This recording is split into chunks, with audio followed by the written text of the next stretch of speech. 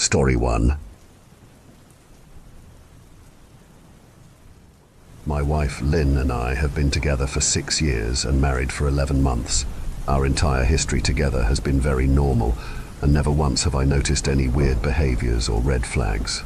I can't stress enough how out of character this whole thing is for her. Lynn is very kind, intelligent and thoughtful. She's always been the no-nonsense type of person. Being childish or trying to scare me is not something she'd normally do.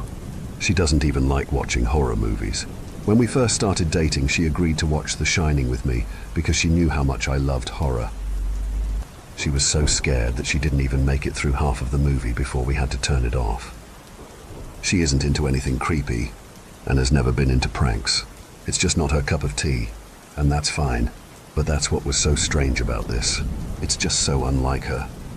I should also add that she never had any mental health issues, and as far as I'm aware, it doesn't run in her family. I know some people are able to hide their mental health problems, but in the 6 years we've been together, I think I'd have seen some sort of sign. 2 months ago, I was in the kitchen making myself some coffee before work.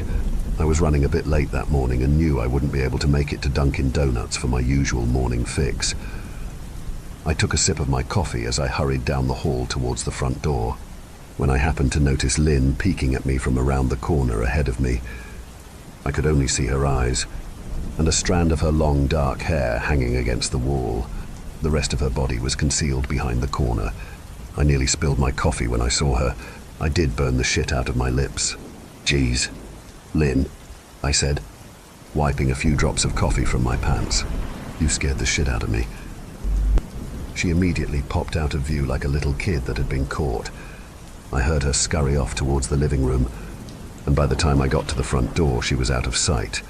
It was really weird, and just totally out of character for her, like I said. But I also found it kind of funny that she was being more playful and a little less serious. I shouted that I loved her, and called her a weirdo. As I shut the door behind me, I heard her laughing. Her behavior was a bit odd, but it certainly wasn't something to call a priest over. I forgot about it by lunch, and by the time I got home, she was her normal self. I didn't bring it up, and neither did she. And life went on. The next incident happened 3 days later. It was around 2 a.m. and I had woken up to get a drink. I was standing at the kitchen island, jug of vodka in hand, when I felt a strong feeling that I was being watched. For whatever reason, I looked down at the floor and saw my wife's smiling face staring back. She was peeking at me from the other side of the island, staring up at me with wide, unblinking eyes and grinning like the Cheshire Cat. I screamed. I'll admit it. Not out of irritation, but fear. For some reason at that moment I was scared.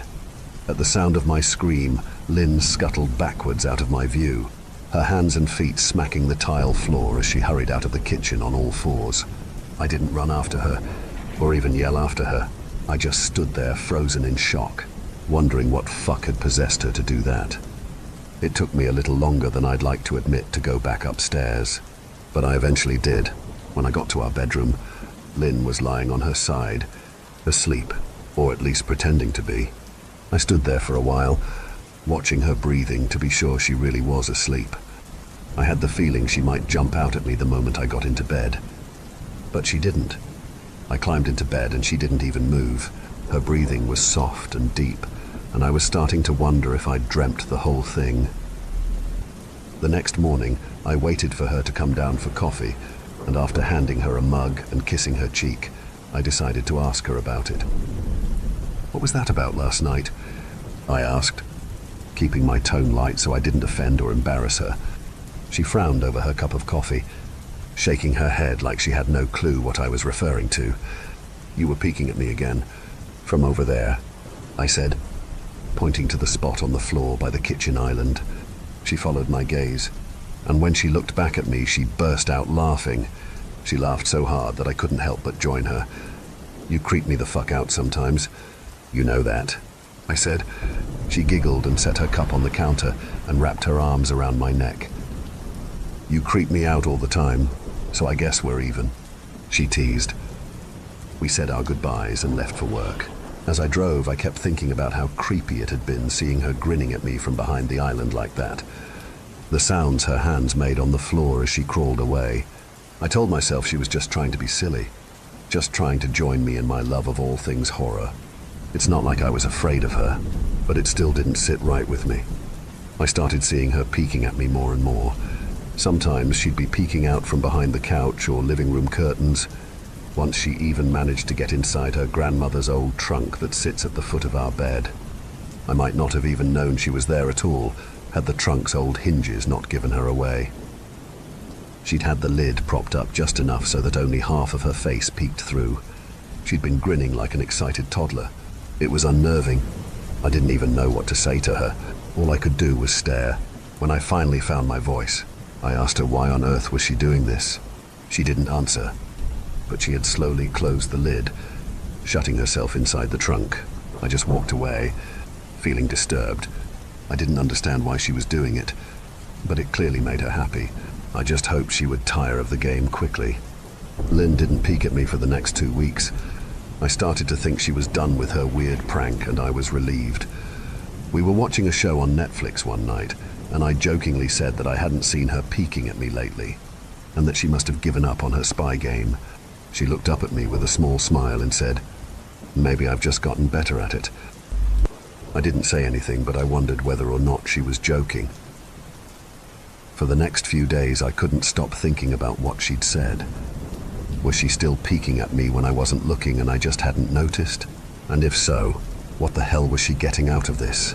I started to feel paranoid, constantly checking whether she was watching from around the corner or behind a door. I was jumpy whenever I was home and she wasn't in full view of me. I felt stupid and a little crazy. But after a few weeks without another incident, I began to relax. I stopped checking behind furniture and walls and told myself it was just a bad memory. Then a few days ago, things got so much worse. Lynn left to go to a friend's, and I lounged on the couch and played a couple games on my laptop. Around 9 p.m. I hopped in the shower, and as I was washing the soap from my hair, I felt that awful feeling that I was being watched. I slowly opened my eyes and almost had a fucking heart attack. Lynn was peeking from behind the shower curtain, her entire head stretched into the shower, leaving just her body outside. Her long dark hair hung against the curtain, the ends dripping with water. Her mouth hung open in a terrible grin, eyes wide and red, as if she hadn't blinked in a while. I screamed and jumped back against the wall. She didn't move, nor did her smile waver. Her makeup ran down her cheeks in 2 black streaks. She looked giddy and completely deranged. I was fucking terrified. We stood like that for a few moments, neither of us saying a word. Finally, after what felt like forever, she slowly pulled her head back out of the shower, and I watched her blurry figure through the curtain as she moved backwards towards the bathroom door. A second later, the bathroom door slammed shut, hard enough to rattle the mirror. I screamed again and jumped out of the shower to lock the door. I stayed inside the bathroom for over an hour. Maybe I overreacted to some of you, but joke or not, I wasn't going to put up with the crazy shit anymore. That's what I kept telling myself as I paced in my bathroom, stopping to listen at the door every few minutes. Suddenly I heard a muffled sound, and I pressed my ear against the bathroom door, straining to listen. I couldn't hear anything, but I envisioned Lynn standing on the other side of the door, giggling at her joke. I felt a surge of anger. I was beyond pissed at being made to feel scared in my own house, and made to hide in the bathroom for an hour. All for what? Some joke? If it was a joke, it was an awful one. What the fuck, Lynn? I snapped. This shit is getting really fucking annoying. I waited for her to apologize, or to call me a jerk, but instead I heard a faint moan, so quiet I wondered if I heard it at all. And then complete silence. "Lynn?" I called out, not able to even hide the shakiness in my voice. I got no response, just my own heavy breathing. "I swear to God, just fucking stop it!" I yelled, pounding my fist on the door. I waited for her to cuss me out, something I would expect from me talking to her like that. I never screamed at her before, but there was nothing, just the occasional drip from the shower head. I won't deny that I was scared, too afraid to open the damn door and face my own wife. I waited another 30 minutes or so, which feels like a fucking lifetime when you're scared. Finally, I decided I wasn't going to spend the night hiding in my bathroom. So I got down on my knees and peered under the door. I almost expected to see her face peeking back at me, but thankfully I didn't. I could see straight down the hallway to the top of the stairs. But no Lynn. I didn't know if I should be happy about that or not. I looked for a few minutes, waiting to see her head pop up over the top step, but it never came. I stood up, my hand hovering over the door, and mentally prepared myself to open it. I slowly turned the lock with shaky fingers, and was about to yank it open when I heard a sound that still makes me feel nauseous when I think about it. A moan, louder than before, but this time I was able to tell just where it was coming from. I turned my head to the closet door as if in slow motion, and locked eyes with my wife, who was peeking out at me from the slight gap. Her eyes were still wide as ever, and her mouth was hanging open in the most grotesque, gaping smile I'd ever seen. I didn't even scream. I was too scared for even that. Her hands were clasped to her chest, body trembling with sheer delight. As if she could barely contain her excitement, a short, raspy moan bubbled up from her throat, deep and raw, sending a shiver through my entire body. Somehow I found the ability to pull the bathroom door open and ran as fast as I could all the way down the steps, snagging my keys and phone from the table in the living room before running outside to my car. I could hear her shrill laughter behind me, but I didn't hear her getting closer. I didn't bother shutting the front door. I drove away from the house faster than I legally should have, shivering the entire time, either from fear or the cold, maybe a little of both. I hadn't grabbed a coat or even a pair of shoes. I was still in my boxers and my hair was still damp. I drove straight to my brother Chris's house about 40 minutes away, ignoring any and every call and text I got. I didn't check my phone until I was safely parked in my brother's driveway. Lynn had called 4 times and sent a flurry of texts, all wondering where I'd gone and why I left like that. I threw my phone at the dash in a rage, furious at her nonchalant attitude. My brother and his wife were surprised to see me, especially dressed in just a pair of boxers, but told me to stay as long as I needed. Chris lent me some clothes and asked me what happened. I told him Lynn and I had a fight, but didn't get into the details. I didn't want him to think I was overreacting, leaving my wife over a prank, even if it was a strange one. I mean, hadn't I encouraged her for years to lighten up instead of being so serious all the time? I'd wanted her to relax and loosen up, but this was definitely not what I'd had in mind. I tried to sleep on their sofa, but my brain wouldn't let me sleep. Every time I closed my eyes, I saw Lynn's face staring at me from inside the closet. Knowing she'd been in there with me the entire time made my skin crawl. She'd never left the fucking bathroom at all. Instead, she slipped inside the closet and slammed the bathroom door shut to fool me. The mere thought of going back home gave me anxiety. I tossed and turned, unable to sleep. Chris ended up giving me a sleeping pill, so I was able to get a little rest. My sleep was filled with terrible dreams, all of Lynn's smiling face. I woke up just as the sun started to rise. My sore body ached from the sofa, and I felt drained. I knew I'd have to call Lynn at some point, but I didn't know what to say to her. I wouldn't be going home unless she gave me her word she'd never do any more creepy shit. I just wanted my wife back. Her normal, serious self never looked so good to me. I was contemplating calling her and telling her that when that familiar feeling came over me, I was being watched. I was staring at the ceiling, my heart in my throat. I didn't want to look away, but the longer I ignored the feeling, the worse it got. My eyes drifted away from the ceiling almost on their own. Her face was pressed up against the window beside the couch, staring down at me with that same gaping smile. Drool dribbled down her lips, leaving 2 long streaks down the glass.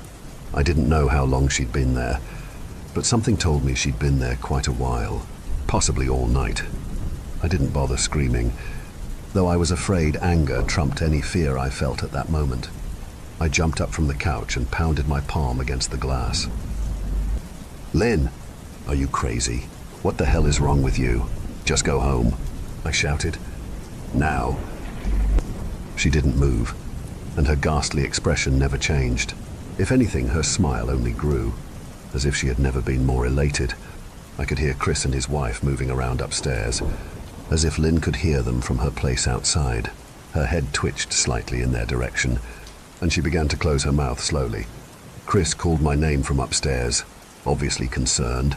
I turned to see him and his wife Rebecca hurrying down the steps. When I turned back to the window, Lynn was gone. The only sign she'd been there at all was the 2 streaks of drool still dripping down the glass. I tried explaining to Chris and Rebecca about waking up to see Lynn watching me through their window. They were skeptical. Who wouldn't be? Chris and I went outside to the spot in front of the window, but there were no footprints in the dirt. Just a slight indent. Animal, probably. Chris guessed, and I didn't argue. He and Rebecca assumed I dreamt the entire episode, but they didn't understand, and I was too tired to explain it to them. I called out of work that day and turned my cell off. I didn't want to face Lynn. Just talking to her was too much for me at that point. I really started to believe something was irreversibly wrong with her, that no matter what promises she made, we'd never be the same again. The thought saddened me to my core. I cried most of the morning. By noon, I figured I was ready to confront her, give her one last chance to explain herself. I could at least give her that after 6 years, I told myself. I turned my phone on and saw the dozens of texts she'd sent, all from a seemingly concerned wife. Can we talk? I love you. Please call me. I'm really worried. Can you answer? Just come home. And more of the same. All texts telling me she loved me, and she wanted me home. How worried she was. Not a damn one addressing the crazy shit she pulled, like she hadn't been acting like a character from a Stephen King book. Even her texts were different. She normally texted novels just to tell me to pick up a loaf of bread.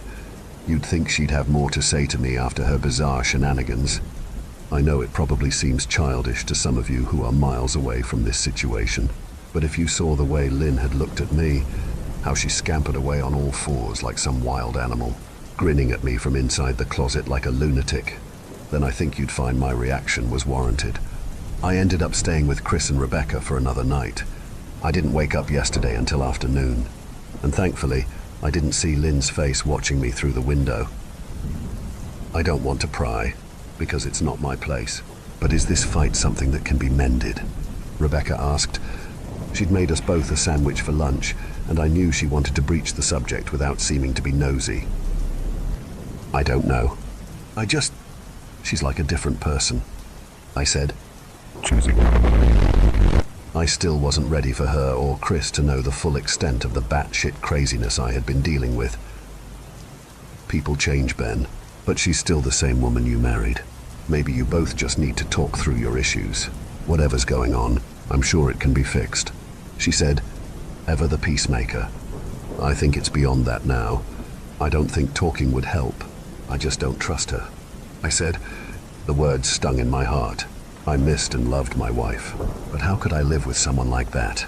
Living in constant fear didn't sound too appealing. Lynn loves you. She has to be absolutely crushed, she said. I don't know about that, I said. Well, she certainly seemed like it to me. I've never seen her so upset. Very much unlike the Lynn I know, Rebecca said, shaking her head sadly. It took a full minute for her words to really sink in, and when they did, I felt dread worming its way through my skin. Wait, what do you mean? You saw her? You saw Lynn? I asked, my mouth suddenly dry. Rebecca nodded casually as if that fact wasn't nightmare fuel. Maybe for her it wasn't. She stopped by this morning just after Chris left for work. She said, cleaning from the tape. I didn't see her car though. Maybe she took an Uber or something. Beck, what did she say? Did she come inside? I asked, sweat starting to break out on my forehead.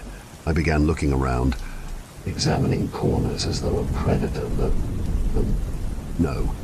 She just asked if you were awake yet, and I said that you weren't. I asked if she wanted me to wake you, but she said no, just said to let you sleep, she said as she washed the dishes. That's all? She didn't say anything else? I asked. No. She looked awful though, like she hadn't slept in days. I think you should call her. I got up from the table and thanked Rebecca for lunch. I felt a little bit better at the knowledge that at least she hadn't come inside. Still, I needed to double check that the doors were locked. I sat for a while trying to figure out what to do next. I didn't want to go home, but I felt that I owed it to Lynn to help her if I could. Hadn't I swore an oath to love and honor her through sickness and in health? Clearly she was very sick. If she was sick, which I truly believed she was, I had to try and get her the help she needed. But I didn't even know where to start.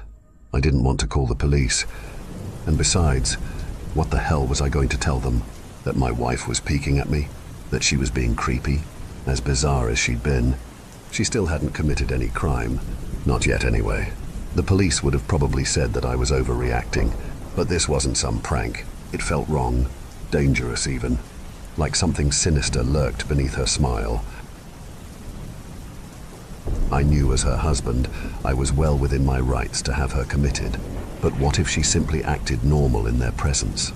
She'd obviously been able to fool Rebecca into thinking she was just a concerned wife. As long as the doctors didn't find her a danger to herself or others, they'd have no choice but to release her after 72 hours. I felt lost and overwhelmed, so I did what any husband in my position would do. I called her mother. I didn't want to, believe me. Her mother, Marianne, and I were never on the best of terms. We'd never fought or anything like that. She just wasn't a very warm person and wasn't really easy to get along with. She hardly ever smiled, and when she did, only her lips would move into a thin-lipped smile, leaving her eyes as blank as before. She gave off this aura that felt like she was permanently on the offensive. I'd only met her twice, and both times were for such short visits. I got the impression she didn't approve of me for her daughter. Lynn always ushered us out quickly, as she didn't want me to feel uncomfortable, which I was grateful for. Being in her mother's company felt almost unbearable, like walking on glass. I was glad when we moved 3 states away so we didn't have to see her often. I was happy to avoid the woman, but I needed her help. I really didn't want to talk to her at all, but I had to talk to someone, and someone who knew Lynn better than I did. So I grit my teeth and did what I had to. "Yes," she answered, already sounding irritated. "Marianne, it's me, Ben. Do you have a minute to talk?" I asked. I could hear her cluck her tongue in irritation. "I'm in the middle of writing some checks, but if you insist, I suppose I can spare a moment." "What is it that you want to discuss, Benjamin?" she said, coolly. "It's about Lynn. She's been acting strangely, and I was wondering if you had any idea whether there was something." I was quickly interrupted. "It's a bit difficult to follow your rambling, Benjamin. What is that you want from me?" she asked. I could almost see her standing there in her thin sweater and slacks, tapping her fingernails impatiently on the table. "I wanted to know if you'd ever noticed any odd behavior, or possibly any mental health issues," I asked. There was a long, uncomfortable pause that I couldn't tell was because she was just thinking, or something else. Finally, after a few seconds, she spoke. "I'm not sure if this is one of your jokes, Benjamin, but if so, I don't find the humor in it. Now, I do have business to attend to, as I've said, so if you don't mind," she said. But I cut her off before she could get rid of me. "Marianne, it's not a joke. I'm sincerely concerned about Lynn's mental health. Her behavior has been very erratic lately. I'm very worried about her, and I figured as her mother you would be as well," I said, my frustration evident in my voice. "If you're truly concerned, then I suggest you get the health professionals involved. I don't know what you expect of me," she snapped. I could tell she was seconds away from hanging up, and for some reason I was desperate not to let her. I had the feeling that she knew a lot more than she was letting on. "Please, if not for me, do it for Lynn." I tried. I heard a faint, shaky intake of breath, as if she were trying to hold her steely persona together but failing. "Marianne, what's what?" I started. "Benjamin, I don't know what to tell you. My only advice would be to seek professional help. Do not call here again. Goodbye." I tried to call out to her, but she'd hung up.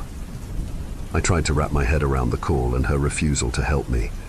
Even if she didn't like me, why wouldn't she want to help her own daughter? I couldn't understand that. I tried to replay the conversation, desperate to find something I missed. After a while, I almost gave up, until I remembered her last words to me. "Seek professional help." She'd said those words with a bit of urgency. I could have just been grasping at straws, but no. I was sure her voice had changed ever so slightly when she'd said that, as if they were very important. What had she meant? I assumed she'd been referring to medical professionals, but maybe she was referring to someone else. Someone that she didn't, for some reason, feel comfortable saying directly. Or maybe I was just desperate. I waited for Chris to get home, and after a very long and exhausting conversation with him and Rebecca, I convinced them that Lynn truly needed psychiatric help. I didn't tell them everything. I wasn't prepared to go into it yet. But I told them about our last encounter, how she'd hidden in the bathroom, peeking at me from the closet. They were obviously shocked, but thankfully they believed me. They too just wanted to help her. Still, they didn't think it was all that serious. Weird, maybe, but not dangerous.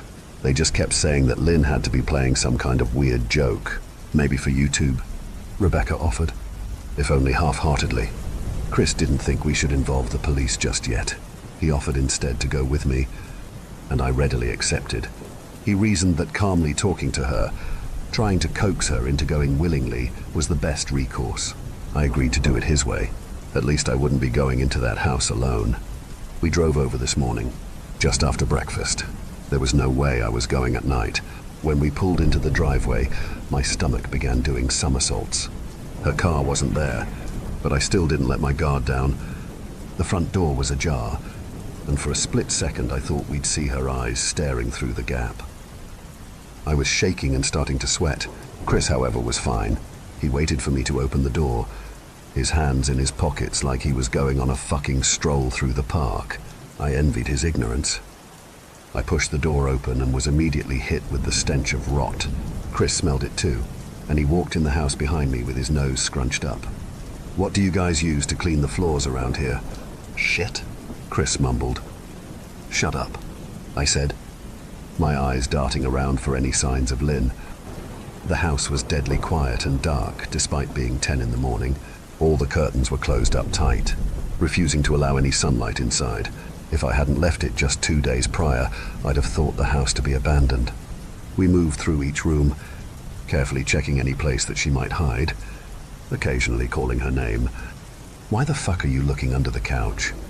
Chris asked eventually. "Aren't we looking for your wife?" He was looking at me like I was a moron. "Let's just go upstairs," I whispered.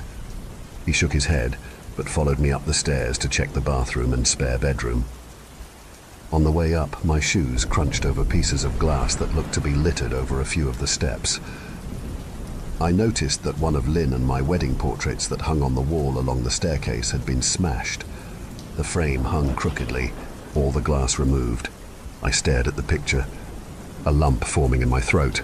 We had taken the photo just after leaving the church. After saying our vows, she looked so beautiful in her white gown. I looked at Lynn's beautiful face. I never dreamed her face would ever be a source of terror for me. We climbed the rest of the steps and checked the spare bedroom, but it looked completely untouched. I was hesitant to go into the bathroom, my fear from that night coming back to me all at once. Chris noticed and offered to go in by himself, but I couldn't let him do that. So we walked in together, checking the closet and the shower. The bathroom looked as if it hadn't been touched since the night I left. "I don't think she's here, Ben.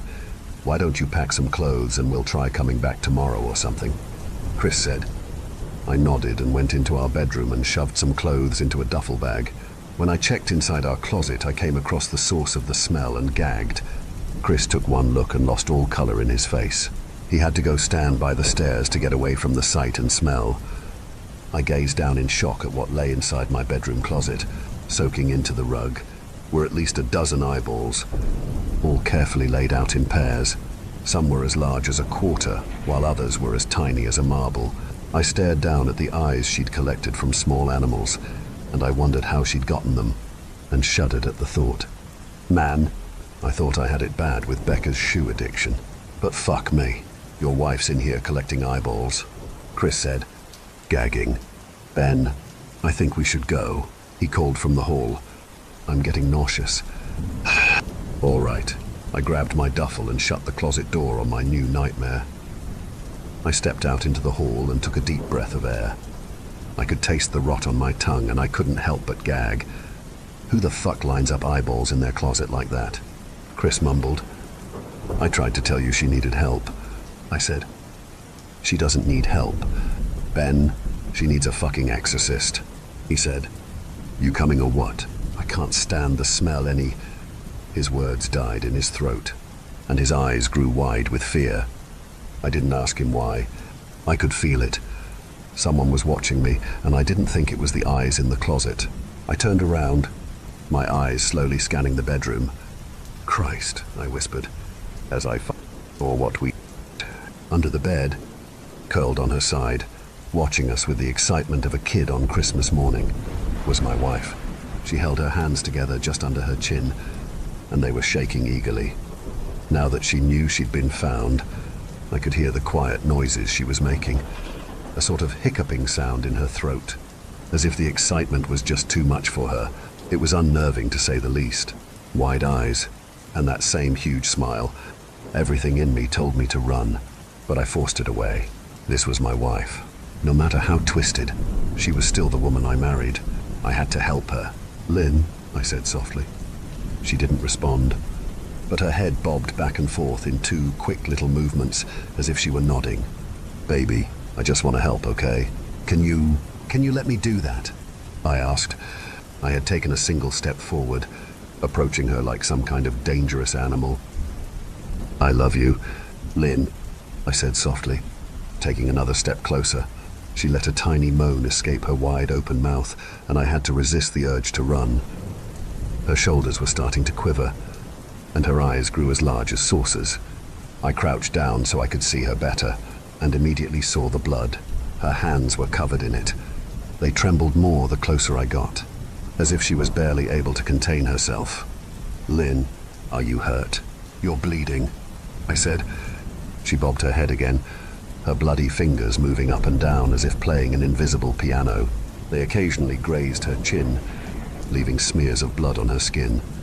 I wanted to recoil in disgust. The smell that was coming off of her was revolting. I could feel the vomit trying to climb up my throat. Her lips were dry and stretched thin, blood seeping between the cracks. I knew she wouldn't come out on her own, but I didn't want to leave her in the state she was in. I scooted closer and reached out to her. The excited hiccuping sounds got louder, and her hands shook, fingers flexing. It was then that I could see the blood oozing from in between her fingers. "Oh my God, Lynn, you're bleeding," I said. Instinctively, I reached out to take her hand. But before I could even touch her, her hand sprang out towards me. A sharp pain shot through my arm, and I fell back on my ass. My arm burned, and I could see the blood dripping down onto the carpet. I looked back at her in shock and saw her grinning madly, her fingers clutching a large shard of glass. "You all right in there?" Chris asked from behind me. I turned my head slightly and nodded to him, cradling my arm to my chest. When I turned back to face Lynn, I saw that her focus had shifted. She wasn't looking at me anymore, and she wasn't smiling anymore either. She was staring past me, her eyes glaring at Chris the way a hungry lion might stare at an antelope. Her mouth was still hanging open, but it was twisted into a snarl. I got to my feet and began walking backwards down the hall, afraid to take my eyes off her. "Are you bleeding?" Chris asked. The moment the words left his mouth, Lynn started fast scooting out from under the bed, the glass shard still in her fist. "Chris, run! Go!" I yelled. He must have been too afraid to move, because a second later I felt my back bump into him. He was still standing at the top of the stairs, staring at the horror that was my wife. Lynn had crawled completely out from under the bed and stood in the bedroom doorway, her face twisted in rage. Her whole body was visibly tense. Blood ran down her fingers and onto the floor. "Jesus, Lynn," Chris said. "You were playing hide and seek?" I reached back and pushed him towards the steps. "Move your ass, Chris," I said as quietly but firmly as I could. Lynn bobbed her head in fast, sharp motions, and began to grin, stretching her mouth open wider and wider so that her chin seemed to touch her chest. I heard Chris mutter a prayer, and then he was running down the stairs. I stood at the top of the steps, stuck between the love for a woman who clearly needed serious help and self-preservation. "I only want to help," I said, choking back tears. Her eyes focused on me once again as she slowly lifted the glass, holding it out in front of her. and then she started sprinting towards me, grinning with utter excitement. Thankfully, my body took over, and I flew down the stairs, skipping 2 or 3 at a time. I made it to the front door before I felt her leap onto my back, wrapping her arms around my neck, her open mouth next to my ear so that I could hear those terrible hiccuping sounds up close. I shook her off me, knocking her to the floor. I felt a searing pain in my back as she went, but I tore open the front door and bolted to my car. Chris was standing in the front yard, talking on the phone with the police. I didn't say a word. I just ran to my car and jumped in. Chris took the hint and followed me. Still on the line with 911, I watched the rearview mirror. Sure, I'd see her there, running after us, but I never did. I went straight to the ER and got 11 stitches in my arm and 3 on my back. The police asked a lot of questions and went back to the house to do a search, but of course, Lynn wasn't there. They advised me to stay with a friend or relative for a while and to file a restraining order as soon as I could, but none of those things would matter. Somehow I just knew. I dropped Chris off at home and went to a motel an hour away. I wanted to put as much distance between me and Lynn as I could. This is where I've been for the last 4 hours. I thought maybe the police would find her. Maybe they'd get her the help she desperately needs. But now I don't think so, because 40 minutes ago I got a text from an unknown number. Just 3 words. I found you. And a picture attached. The picture was dark and grainy, but I instantly knew what it was. There was no mistaking my wife's eye. I started typing this out immediately after. I don't know what to do. I'm alone and scared, and I can't help but feel that I'm being watched. Story 2.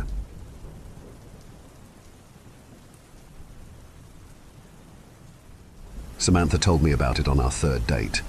We were watching a movie on her couch when I made my move to kiss her. She whipped her hand in front of my face and blocked me. "There's something you need to know," she said. I braced myself. Here it comes. I'm not ready for a relationship. Nothing to do with you, of course. It was the absolute last thing that I wanted to hear, because I was already crazy about her. "Okay," I said. "I have a removable face." "That's a new one." "You have a what now?" I was about to laugh, but she was wearing a deadly serious expression. "I have a removable face. Is that like a metaphor or something?" "No, my face is literally removable. Look closely." She lifted her chin and traced her jawline with a finger. "You can see the seam." After admiring how beautiful her neck was for a dizzying moment, I leaned in for an inspection. It was very hard to see, but it did look like there was a slightly unnatural transition there from her face to her throat. I grew dizzier as a dozen questions rushed into my brain.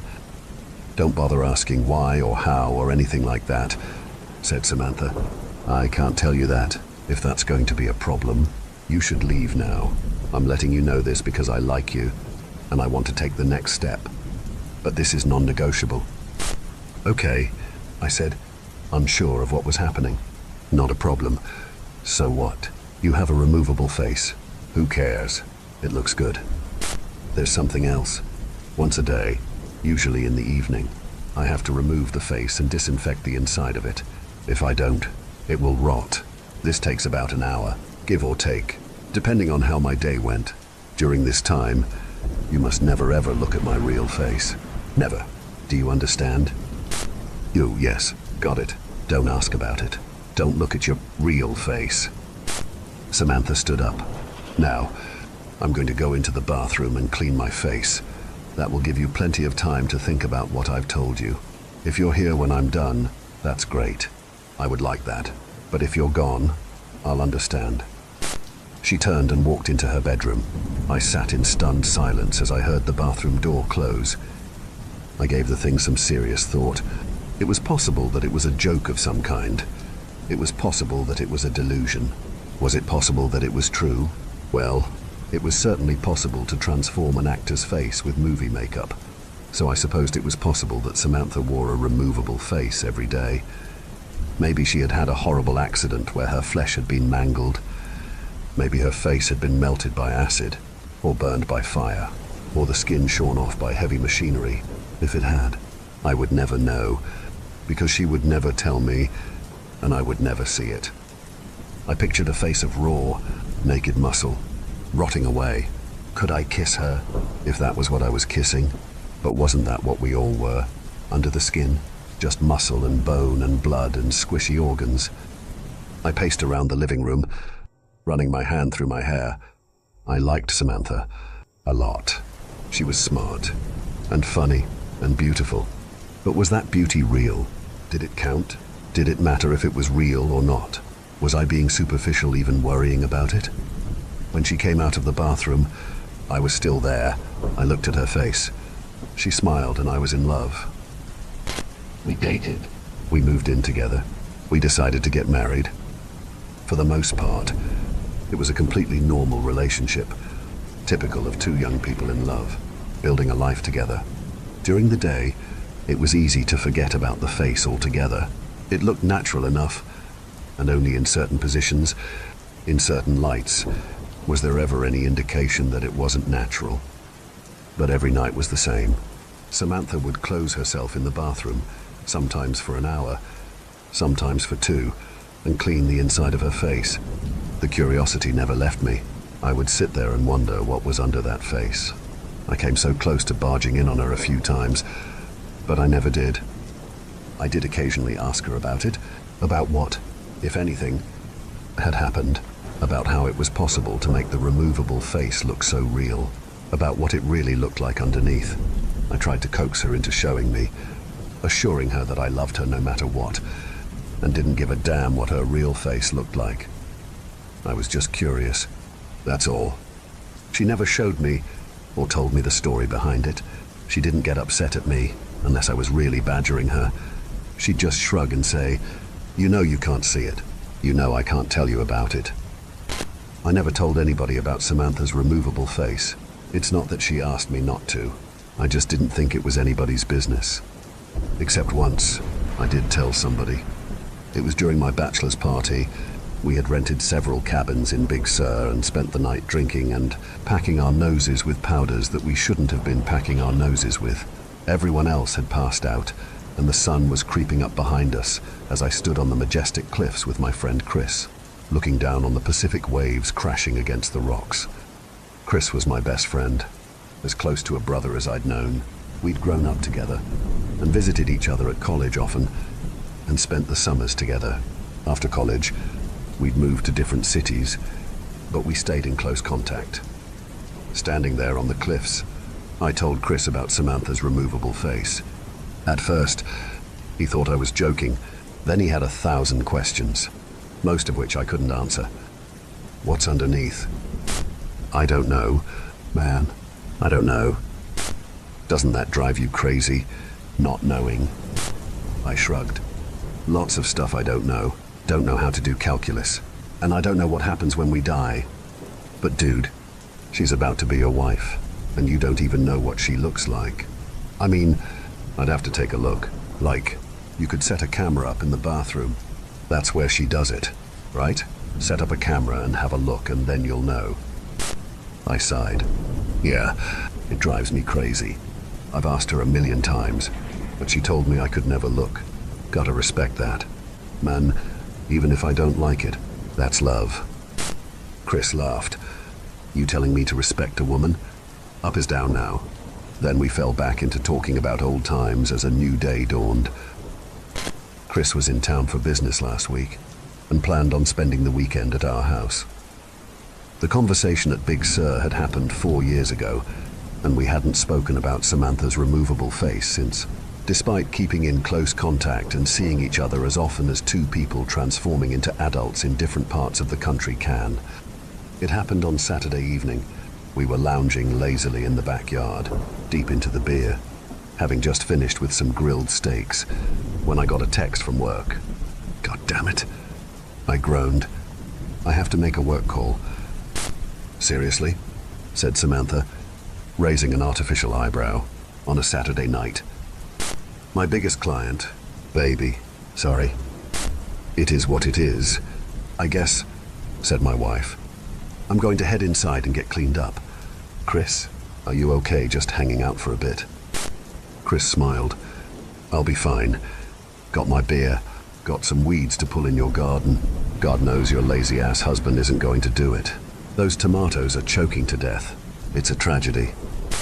I rolled my eyes and went into the side yard to make my call. 15 minutes into it, I heard the screams coming from inside. Both my best friend and my wife were wailing in terror. I dropped the phone and ran into the house and down the hall to our bedroom. Through the open door, I could see that the door to the master bathroom was also standing open. "Don't come in," screamed Samantha. "I don't have my face on." "Call an ambulance." He looked. Oh God, he looked. She sounded desperate and truly horrified. That made me desperate and horrified, and I wanted to rush into the bathroom, but I knew suddenly that that would be a mistake. I knew suddenly that Samantha didn't want me to look at her real face, not out of a sense of vanity, but for my own safety. Chris staggered backwards, out of the bathroom. He was holding a straightened-out paperclip, which he had used to pick the privacy lock. Now he was stabbing it again and again into his eyes, shouting gibberish. He was clearly in the depths of madness, and it turned my stomach to see him mutilate himself. "Call a fucking ambulance," my wife screamed. "Don't come in here." He fucking looked. I turned and ran back to the side yard, where my phone was lying in the newly mowed grass. My client was still on the line, alarmed, asking what was happening, what all the screaming was. I hung up on him and called 911. When the paramedics arrived, Chris was having a seizure in the hallway. Samantha was stroking his head, sobbing. Her face was on, but it had been done hastily, and everything looked a little off. My world has been dark this past week. My best friend is in a psychiatric hospital under suicide watch. He's completely blind and mostly catatonic, except when he slips into a violent, babbling mania. The doctors are optimistic that his state is temporary, but they don't know the truth about what caused it, because I told the paramedics that Chris had taken a large dose of psychedelic mushrooms and fallen into psychosis. I saw no good reason to tell the truth about what had happened. Who would believe that one look at my wife's real face would make somebody insane? At best, we would be the subjects of a long investigation. At worst, we would have to prove that what we were saying was true by showing somebody Samantha's face. Then the same thing would happen again. And what after that? I had no idea, and no interest in finding out. For Samantha's part, I knew that she would never consent to show anybody her real face, no matter what the consequences of refusal were. I did get a follow-up call from the police, asking me to confirm my story. The hospital found no traces of psilocybin in Chris's blood, though that's not unheard of, since it has a short half-life. If they end up testing his hair, I will likely be in a lot of trouble, but that's truly the least of my concerns. Samantha is in a state of her own. She still cleans the inside of her face, though not as regularly, and when she puts it back on, it's always crooked now. It is beginning to smell a little bit. I've tried to assure her that it wasn't her fault. He knew. I told him that nobody was ever allowed to look at it. He knew, and then he broke into the bathroom. "This is not on you. Baby, please, talk to me. Not on me. That one look at my fucking face makes people insane. Please, I just need some time alone. As for me, I am doing my best to hold it together. Do you know what's strange? Though, despite what happened to Chris, I still find myself curious about what my wife's real face looks like. More curious than ever, really." Story 3.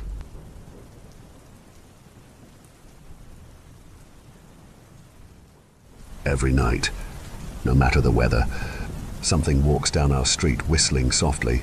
You can only hear it if you're in the living room or the kitchen when they walk by, and it always starts at exactly 3:03. The sound starts faint, somewhere near the beginning of the lane near the Carson place. We're towards the middle of the street, so the whistling moves past us before fading away in the direction of the cul-de-sac.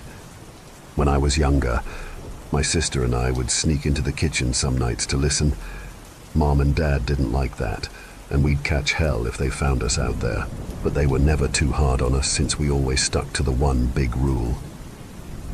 Don't try to look at whatever was whistling. My neighborhood is a funny place. I've lived here since I was 6 and I love it. The houses are small but well kept. Good-sized yards.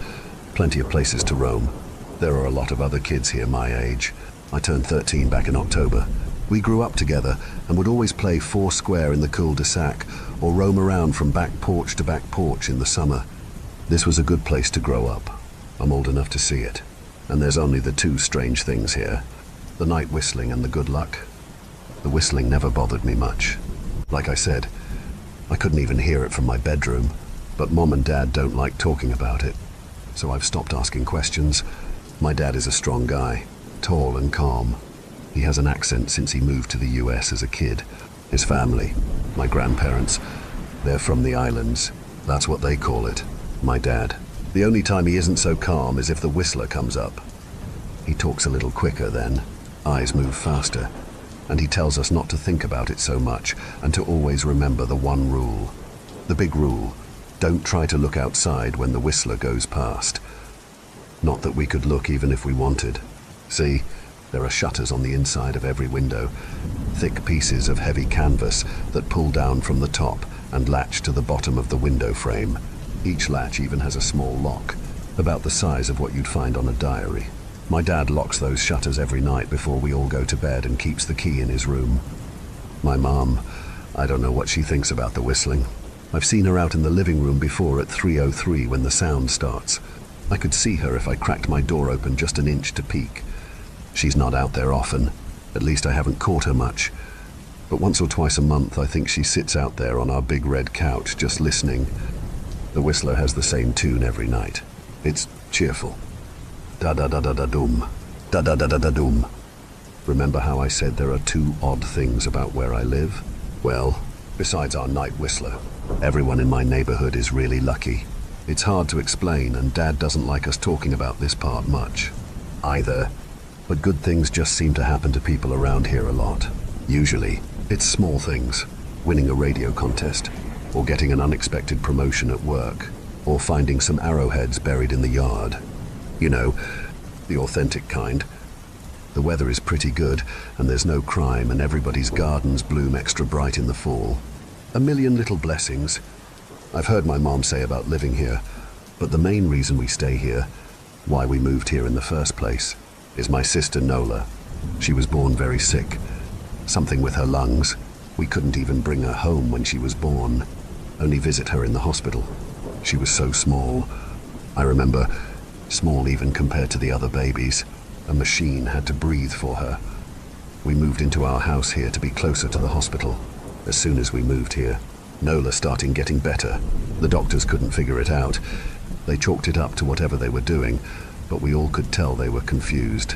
But my parents knew, even I knew, Nola getting better was just another of the million little blessings we got for living in our neighborhood.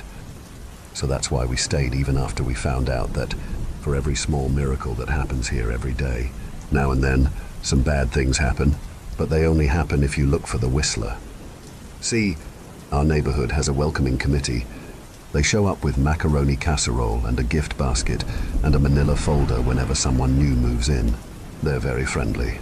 4 people showed up when we moved in 7 years ago. The committee made small talk, gave me a Snickers bar, and took turns holding Nola. It was her first week out of the hospital, so they were extra careful. Then the committee asked to speak to my parents in private, so I was sent to my room where I still managed to hear nearly every word.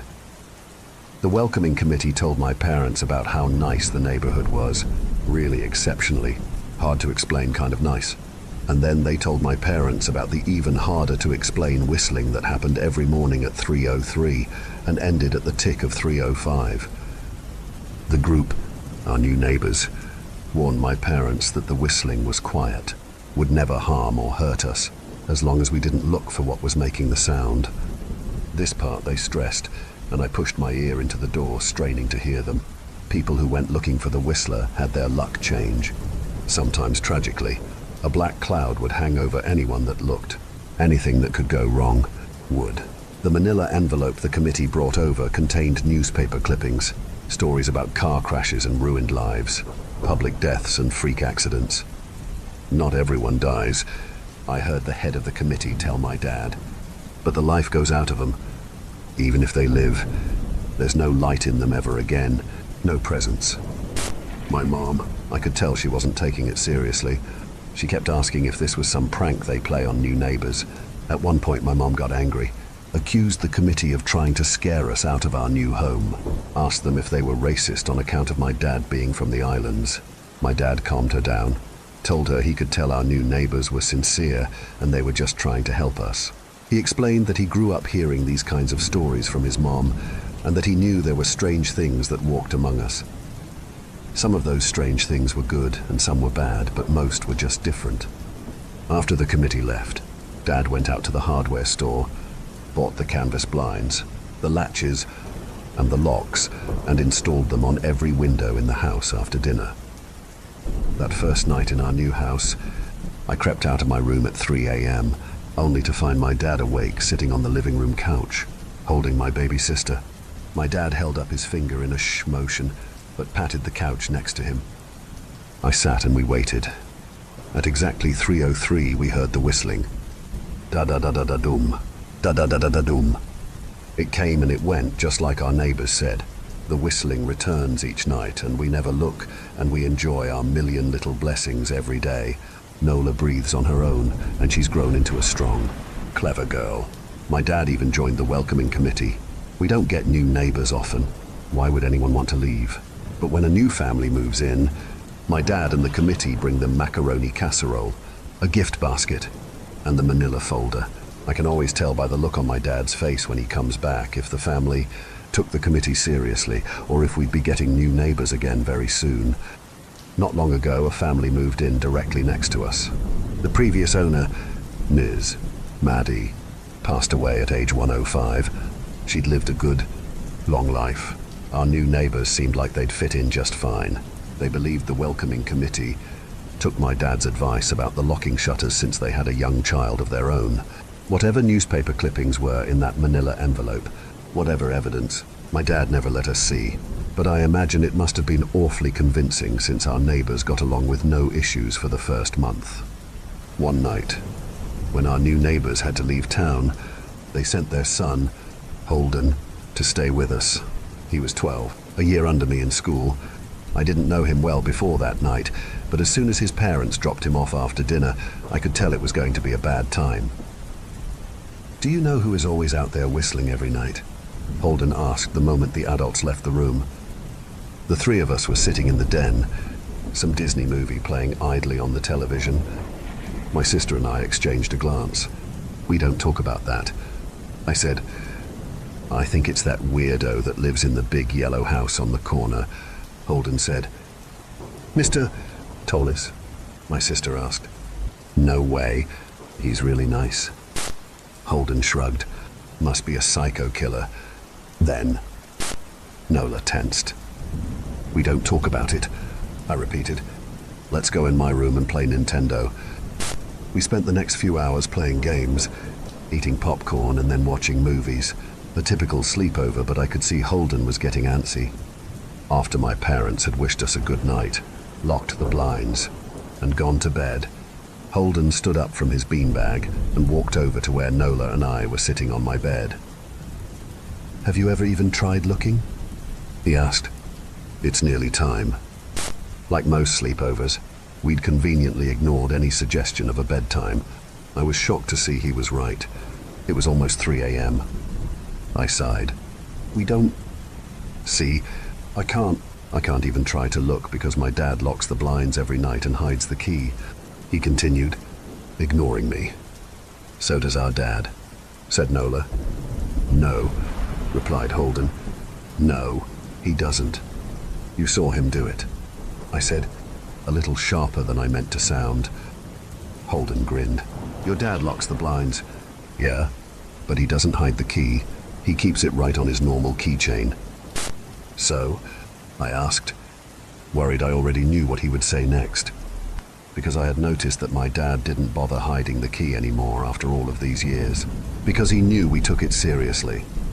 "So, after your dad locked up, but before your parents went to bed, I went to the bathroom, and on my way, I may have peeked into their room, and I may have seen your dad's keychain on his nightstand, and I maybe went and borrowed the key to blinds. Nola and I stared, and his grin only grew wider. You're lying, I said. Holden shrugged. You can check if you want. Just open your parents' door and look. You'll see his keychain right there on the nightstand. Stay here, I told both of them. Don't move a muscle. I hurried over to my parents' room but hesitated at the door. If Holden wasn't lying, my dad would be angry. Beyond angry, I was scared thinking about it, but more scared of an open window with the Whistler right outside. I opened the door, barely an inch, and looked in, but it was too dark to see. Taking a deep breath, I walked into the room. 2 steps into the dark, I froze. The whistling started, and I could hear it clearly from my parents' room. I never realized, but they must have heard the sound every night since we moved into the house. They never told us. I don't think I could have slept through it. I stood there, listening to the whistling come closer, unsure whether I should turn on a light or call out for my dad. Soft sounds from the living room brought me back to reality. Nola, I yelled, running out of my parents' room. Holden and Nola were standing near the front door next to a window. Holden wasn't lying. I could see him fumbling with the lock on one of the blinds. I heard a click. He did have the key. Holden let out a quick laugh. Nola stood next to him, hunched up, afraid but maybe curious. The whistling was right outside our house now. I think I made a sound, called out. I can't remember. Time felt frozen, clock hands nailed to the face, but I found myself moving. I'm not fast. I've never been athletic. Somehow, though, I covered the space between myself and Nola in a moment. My eyes were locked on her, but I heard Holden pull the blind all the way down so it could release. I heard the snap of it start to raise, and I heard the whistling just on the other side of the window. But I had my arms around Nola, and I turned us so she was facing away from the window. At the same time, I jammed my eyes shut. The blind whipped open. The whistling stopped. I felt Nola shaking in my arms. Don't look, okay? I told her. Don't turn around. We were positioned so that she was facing back towards the hallway, and I was facing the window. My eyes were still closed. I felt her nod into my shoulder. I reached out with the arm not holding Nola and tried to touch Holden. My hand brushed against his arm. He was shaking worse than Nola. Holden? I asked. Silence. I reached past him and gingerly felt for the window. Eyes still sealed shut. The glass was cold against my fingertips, colder than it should have been for the time of year. I moved my hand up the window, searching for the string to the blind. The glass began to get warmer the further I reached, and there was a gentle hum feeding back into my fingertips. I tried not to think about what might be on the other side of the window. Finally, I touched the string and yanked the blinds shut. I opened my eyes. In the dim light leaking out from the kitchen, I could make out Holden, pale and small, staring at the now closed window. Holden? I asked again. He turned towards me and he screamed. Everything became a flurry of motion. Lights sparked to life in the hall, then the living room. My parents' footsteps thudded across the hardwood floor. I didn't turn to look back at them. My eyes were glued to Holden. He was pale, had bit his lip so hard there was a thin red line of blood running down his chin, and he'd wet himself. What happened? My dad asked from behind me. I managed to swivel away from Holden and look back. He looked. I'd never seen my dad scared before, but I saw it that night. In that moment, an old, ugly terror stitched on his face, a parent's fear. Just Holden? He mouthed to me. I nodded yes. My dad let out a breath. He looked so relieved I nearly expected him to cheer. But then he turned to Holden and my dad's face changed. I wondered if he felt bad for feeling good that Holden was the only one that looked. There was a knock at the door. We all froze. Holden whimpered. Don't answer it, my mom said. She stood at the threshold of the hall. I'd always thought she was a skeptic and just humored my dad about the windows and the Whistler, but that night we were all believers. I noticed that both of my parents held baseball bats they must have taken from their bedroom. The knock came again, a little louder this time. "Please don't open the door," Holden whispered. My dad walked over to him, hugged him close. "We won't," my dad promised, still holding his bat. "Nothing is coming in here tonight." Thud, thud, thud. This time the knocking was loud enough to rattle the door. Holden screamed again, and Nola clutched her arms around my neck. My mom came over and knelt down next to us, wrapping my sister and me close. "Thud, thud, thud. Call the police," my mom whispered to my dad. The knocking instantly stopped. My dad looked over his shoulder at us. "Do you think—" He was cut off by frantic knocking that trailed off to a polite tap, tap, tap. "Police," something said from the other side of the door. The voice from outside sounded exactly like my mom, like a parrot repeating the words back to her. "Police. Call the police. Tap, tap, tap, police." My mom pulled us closer. "Police. Police. Police. Police. Please stop," I heard her whisper. "I don't think calling them will help," my dad said. "How will we know when they're the ones at the door?" The knocking came back harder than before. The door shook. Then it stopped. After a long moment, I heard the knocking again, but it was coming from our back door. We all turned together towards the back door, but the knocking immediately returned to the front door. Front to back to front, loud, then quiet, then loud again.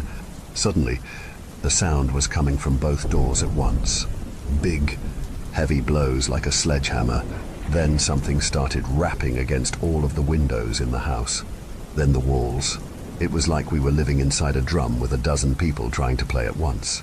Or we were a turtle and something was attempting to claw us out of our shell. "Stop," Holden yelled. The knocking died. "I won't tell," Holden said, staring at the door. "I promise I won't tell anyone what I saw. Just please go away." We waited for nearly a minute. Then we heard it. A soft tap, tap, tap coming from the window Holden had looked through earlier. Holden started to cry, sobbing like a prisoner watching gallows being built outside their cell. My dad held him, brushed his hair but never lied to him, never told him things would be okay. The tapping at the window went on for the rest of the night. We huddled together in the living room for I don't know how long. Eventually, my mom tried to take us kids into my room while my dad stayed to watch the door. But the second we moved into my bedroom, the knocking came back. So loud it was possible to ignore. I was afraid the door couldn't take it. We went back to the living room and the knocking stopped. Only the tap, tap, tap on the window remained. None of us slept that night. The tapping stopped around 7 a.m. That's about the time the sun comes up here. We waited another 2 hours before my dad opened the blinds from one window. He made us all go back to my parents' bedroom first. I heard him open the door, then come back in. "Okay," he told us, "it's done." Holden's parents came back around lunchtime. My mum and dad walked Holden over to his house and they all went inside for quite a while. Nola and I watched from the window. She stuck to me the whole day, right at my side, sometimes holding my hand. When my parents came back, they looked grim, but wouldn't tell us what they said to Holden's family. It was a Sunday, so we all spent the day together, ordered pizza and watched movies. That night, everyone slept in my room. Nola and my mom in the bed with me. My dad in a chair he'd pulled over. There was no knocking that night or any night since. We didn't see much of Holden or his parents for the rest of that week, but by Thursday there was a moving truck in their driveway. Nola and I watched them packing up the whole afternoon after school. What sticks with me most is how tired Holden and his parents looked. All three had the same pallor, grim mouths and lightless eyes. Even from across the street I could tell something was very wrong. Holden and his family were gone before sunset. I remember what the original welcoming committee said to my parents when we moved in. Not everyone who looks at the Whistler dies.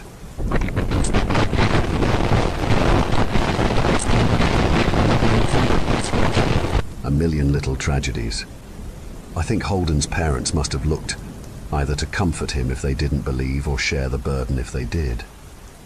I watch Nola some days, happy and young and alive, and I wonder if I'd been slower, If she'd looked out the window that night, would I have looked too? To comfort her, to share that burden. I'm glad I don't have to find out. We still live in that house, in that neighborhood. We still hear our whistler walking past every night. The blessings, the luck, the good things here are too good to leave. But we're careful.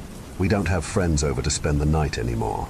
And my dad hides the key to the blinds very, very well. Not that I've gone looking. Some things you just don't need to look for. Story 4.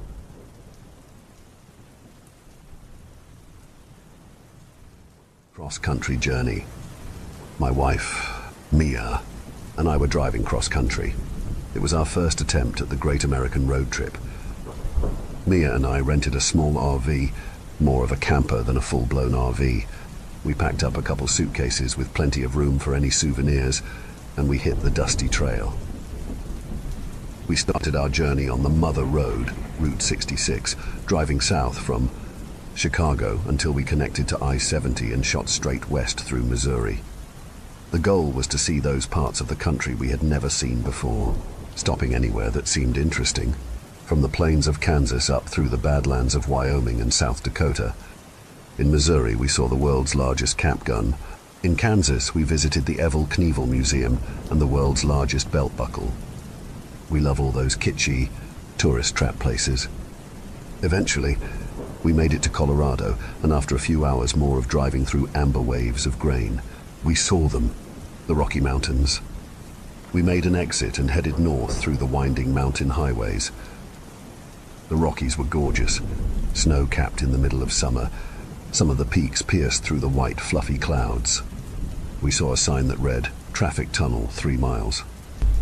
A little further, and sure enough, there it was, a large tunnel bored directly through the mountain in front of us. A large sign read, "Pike Tunnel, longest traffic tunnel in the nation. Please turn your headlights on now." "How long is it?" asked Mia. That's what she said. I quipped. But she was right. There was no information beyond the detail that this was the longest tunnel in the nation. "Can't be more than a mile or 2, I said as I watched the little white car ahead of us slip into the darkness. A moment later we joined it. The tunnel was lit by fluorescence that gave everything a greenish-yellow tinge. On the left-hand side was a raised walkway behind a railing for maintenance access. Initially, I was struck by the incredible amount of work that went into the construction of this man-made marvel. "We're under 1 million tons of Rocky Mountain right now," I said. "How many years before this caves in?" Mia responded. I shot her a look. "Let's save the cave-in talk until we're out on the other side. I'm just saying, nature will take this back eventually," she continued. I scanned the empty road ahead of us. "Where did the other car go?" I asked. We were now alone in the tunnel, no cars ahead of us nor behind us. Huh, they must have sped off ahead. Maybe they're scared of a cave-in. My Spotify playlist had stopped playing. Mia looked at the phone. No cell service. She turned on the radio and spun the dial only to find static. "You're not going to be able to pick up a station in here," I said. She turned the volume down. "Just wanted to check. If only we had some CDs. This tunnel really keeps going." "I would have thought we'd be through it by now," I replied. I looked at the RV's odometer, 45,600 miles. I picked up speed. I wanted to try and catch up to the little white car. Up until this point, the tunnel was a straight shot, but now the tunnel started to curve to the right. It may have been my imagination, but it also felt as though we were descending. Mia felt it too, and she started to get antsy. "Where did that other car go? How long is this tunnel?" There was an urgency in her voice. I was getting nervous. Claustrophobia was not usually a problem for me, but when I looked down at the odometer and I saw that it had gone up by 3 miles, my mind began to wander to unsettling places. We were descending in altitude. I could feel it. I could see a slope in the lights on the ceiling and the railing of the maintenance walkway. I could feel a pressure in my head, and I was getting cold. "Could you grab me a Coke from the back, Mia?" I couldn't have Mia getting anxious. that would only start a chain reaction and make me freak out, which would then make her freak out. She unbuckled and ducked into the back of the RV to where we had a cooler stocked with drinks and food. Just as she stepped into the back, I saw something. There, standing on the side of the road, was a man wearing a reflective safety vest and a hard hat. He was waving to me as I passed him by. Something about him looked strange. I watched him in the side view mirror as we passed, and he was still watching the RV, still waving at the back of our vehicle as he faded into the distance. Mia reappeared from the back of the RV, Coke in hand. She popped it and handed it to me. "You look worried." "I'm fine." I smiled and took a sip of the Coke. "Eric, slow down."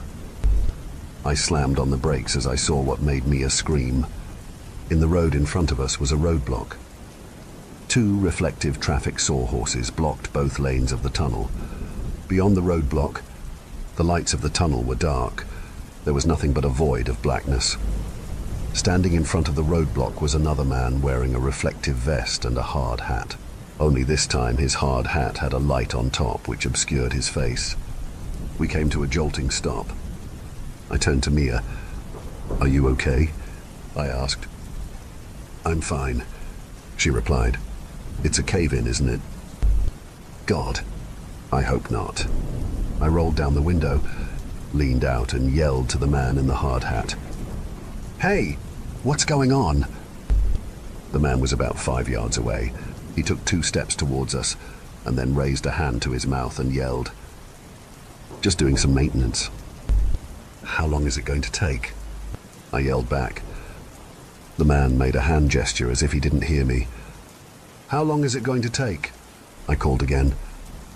He made the same gesture. I unbuckled my seatbelt and grabbed the door release. "What are you doing?" Mia asked. "I gotta know what's going on." "Eric, just stay here. It might not be safe." "I'll be just a second," I said. I pushed the door open and stepped down from the RV. "Stay in your vehicle," the man yelled. He took a couple steps towards me with his hand out, telling me to stop. "What's the holdup?" I shouted. The man was a bit closer now, but I still couldn't see his face through the shining light on his helmet. "Please stay in your vehicle," he shouted. There was something off about him. Then I heard it. A scream, or something, rolled from deep in the tunnel. The worker turned and looked into the darkness. Then he ran past the barricades, and soon all we could see of him was the light on his helmet. The light disappeared a moment later. "What the hell was that?" "Is someone hurt?" Mia asked. "I have no idea," I said. "Should we do something?" Mia asked. I just sat there and watched the pitch-black tunnel in front of me. I had no idea what to tell her. I checked the side view mirrors. There was still nobody behind us. "Where are the other cars?" I asked. "They must have gotten through before the roadblock, or maybe they caused the roadblock," Mia replied. I saw another worker a little ways back. We could try to go back and talk to him. We'd be going straight into any oncoming cars. There's a maintenance walkway. We didn't pass him that long ago. We can probably catch him on foot. Maybe we should just wait for the guy to come back. She reached over and grabbed my arm. I squeezed her hand. She was right. I looked out at the tunnel ahead of us. I turned on the RV's high beams, but all I could see beyond the roadblock was more tunnel and more road. I checked my phone. Unsurprisingly, there was no service still. We waited, but the man never came back. "It's been 20 minutes, Mia said. "How come there hasn't been another car behind us?" I was having the same thought. I rolled down my window and stuck my head out. I looked back at the road behind us. It went back about 200 yards before curving out of sight. There was no sign of that first worker I saw on the maintenance walkway. I looked at the roadblock ahead of us and clicked on the RV's high beams. There was nothing beyond the roadblock but more tunnel. It didn't look like it was under construction, just very dark. "I think we should keep going," I said. What about the roadblock? We'll move those sawhorses out of the way and just drive past, I said as I opened my door. Mia looked at me, then she cast her eyes to the dark tunnel ahead of us. I knew she was processing the same limited options that I was. Driving backwards would be a huge risk in the instance of another car finally coming along. Getting out and walking would take God knows how long. We could have driven 10 miles at this point. Forward was our best option. Let's do it, Mia said. We jumped out and quickly pulled the two sawhorses out of the right lane. I pulled the RV up past the barriers. Then we jumped out again and put the sawhorses back where they were. We didn't need another car to come barreling through. We were finally moving again, slowly.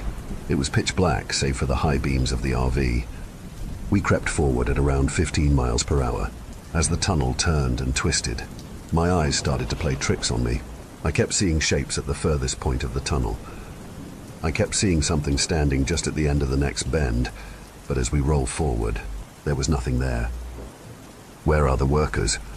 Mia asked. I don't know. I was done rationalizing. This was all wrong. Traffic tunnels are never this long. My mind started to wander to all the road trip urban legends I'd read about. The killer in the back seat, the disappearing gas station, the pale man in the cornfield. Did we stumble into some strange outlier location, an in-between point on the endless roads that cross this country? Then I saw it. Look, a person.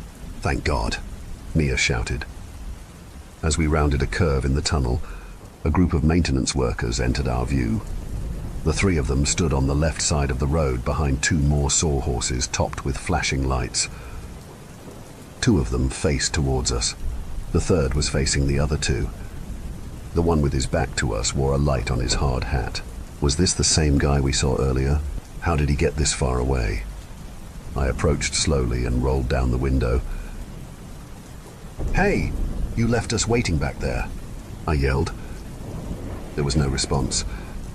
In fact, all three men were completely silent, and it was hard to tell in the flashing light of the sawhorses, but they looked to be standing completely still. Hello, I yelled again. I pushed open my door and stepped out onto the pavement. Eric, wait. I held up a finger to Mia. Just a second. I slowly stepped towards the three men. Hello? No response. What the fuck? The bright lights of the sawhorses obscured their faces. I kept moving closer. Hey, what's going on? Then I saw it. Their faces. They were plastic. In front of me stood three mannequins. I backed away toward the RV. Then I turned and walked hurriedly to the vehicle. I was seriously freaked out, but I didn't want to alarm Mia. I climbed into the driver's seat and slammed the door shut. They're mannequins, I said. What? They're mannequins. Why? What? I don't know. I looked back over at the three figures and my blood ran cold. The hard hat mannequin had somehow turned around to face us. All three figures appeared to be watching us now. Then we heard it. A loud, resonant banging on the side, and then the roof of the RV. What the hell was that? Mia whispered. We listened, holding our breath. Then, a shuffling sound. Something was moving on or in the RV. Stay here, I said. I got up. Eric, wait. I moved to the back of the RV. It was dark. I went for a drawer in the kitchenette space and pulled out a flashlight. I moved to the rear of the RV, the bedroom. My flashlight illuminated an empty room. Whoever is back here, I have a gun.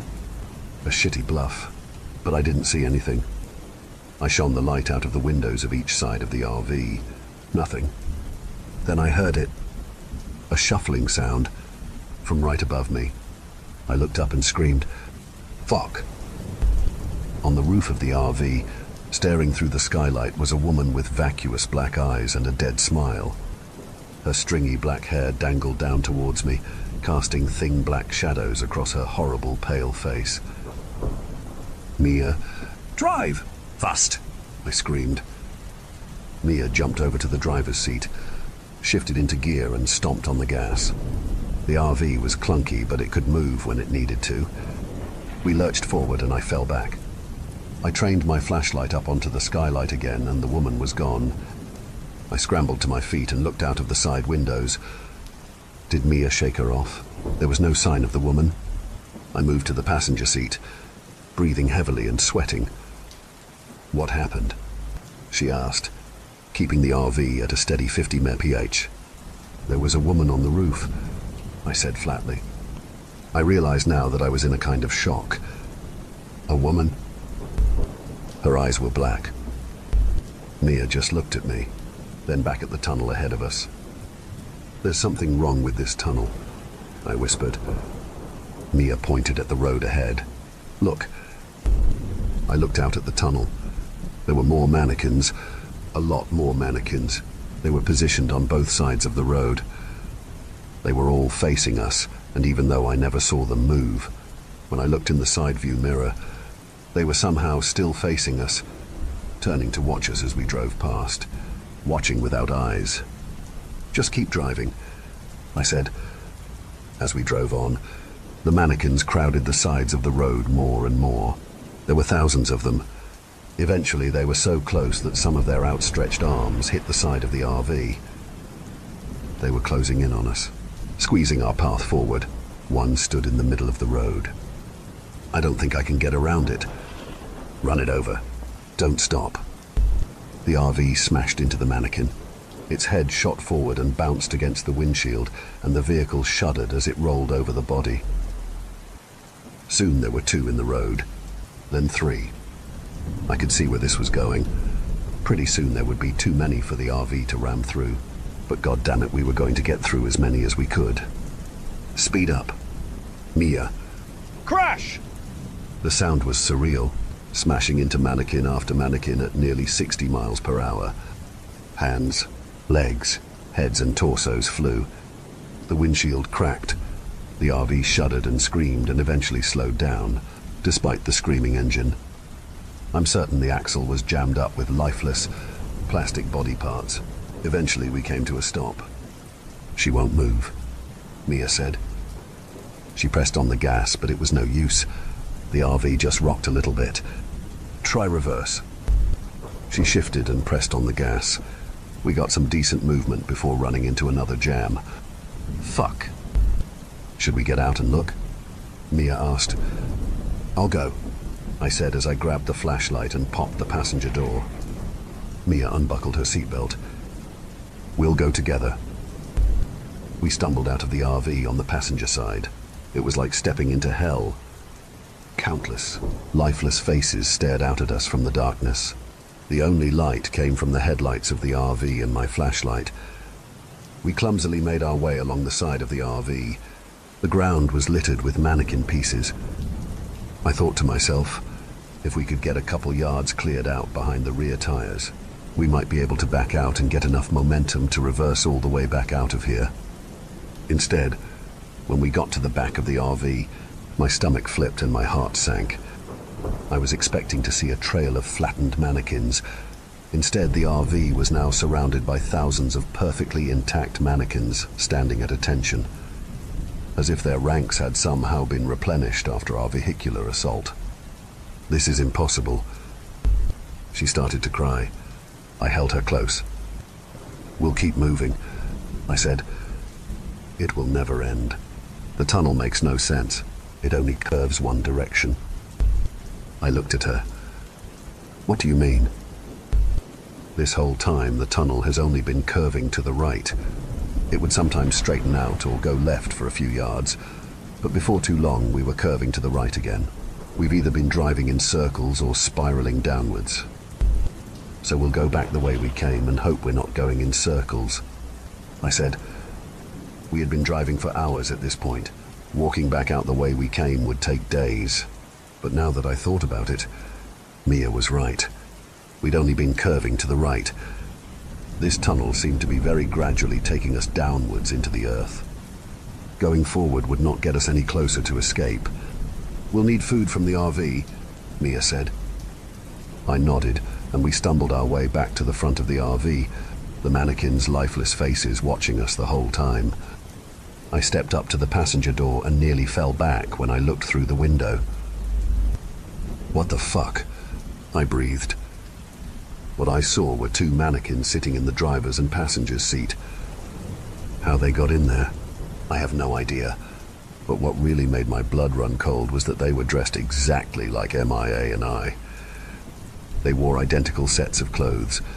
The one in the passenger seat had my same New Order t-shirt and black jeans. The one in the driver's seat had Mia's green striped sweater and denim shorts. Their plastic faces stared out through the shattered windshield at the endless crowd of mannequins staring back at them. Mia stepped up and saw the uncanny display. "What the fuck?" Mia echoed. I pulled myself up into the RV and slowly stepped around my mannequin doppelganger. I avoided looking into its face, but I swear I could feel it watching me as I stumbled around it. Mia followed and we made our way into the back of our dark RV. Luckily, we had just stocked our cooler full of deli meat and water not long after crossing the Colorado state line. I handed Mia the flashlight and pulled open the cooler. I filled a backpack full of food and water. I turned and saw them. My mannequin double had somehow moved. It was standing in the aisle watching us. Mia's doppelganger was still seated in the driver's seat, but had turned to peer back at us with its eyeless gaze. Mia saw the look in my eyes and turned. She screamed when she saw them and backed into me. I put my arm around her and we stood there a moment, letting our skyrocketing heart rates return to Earth.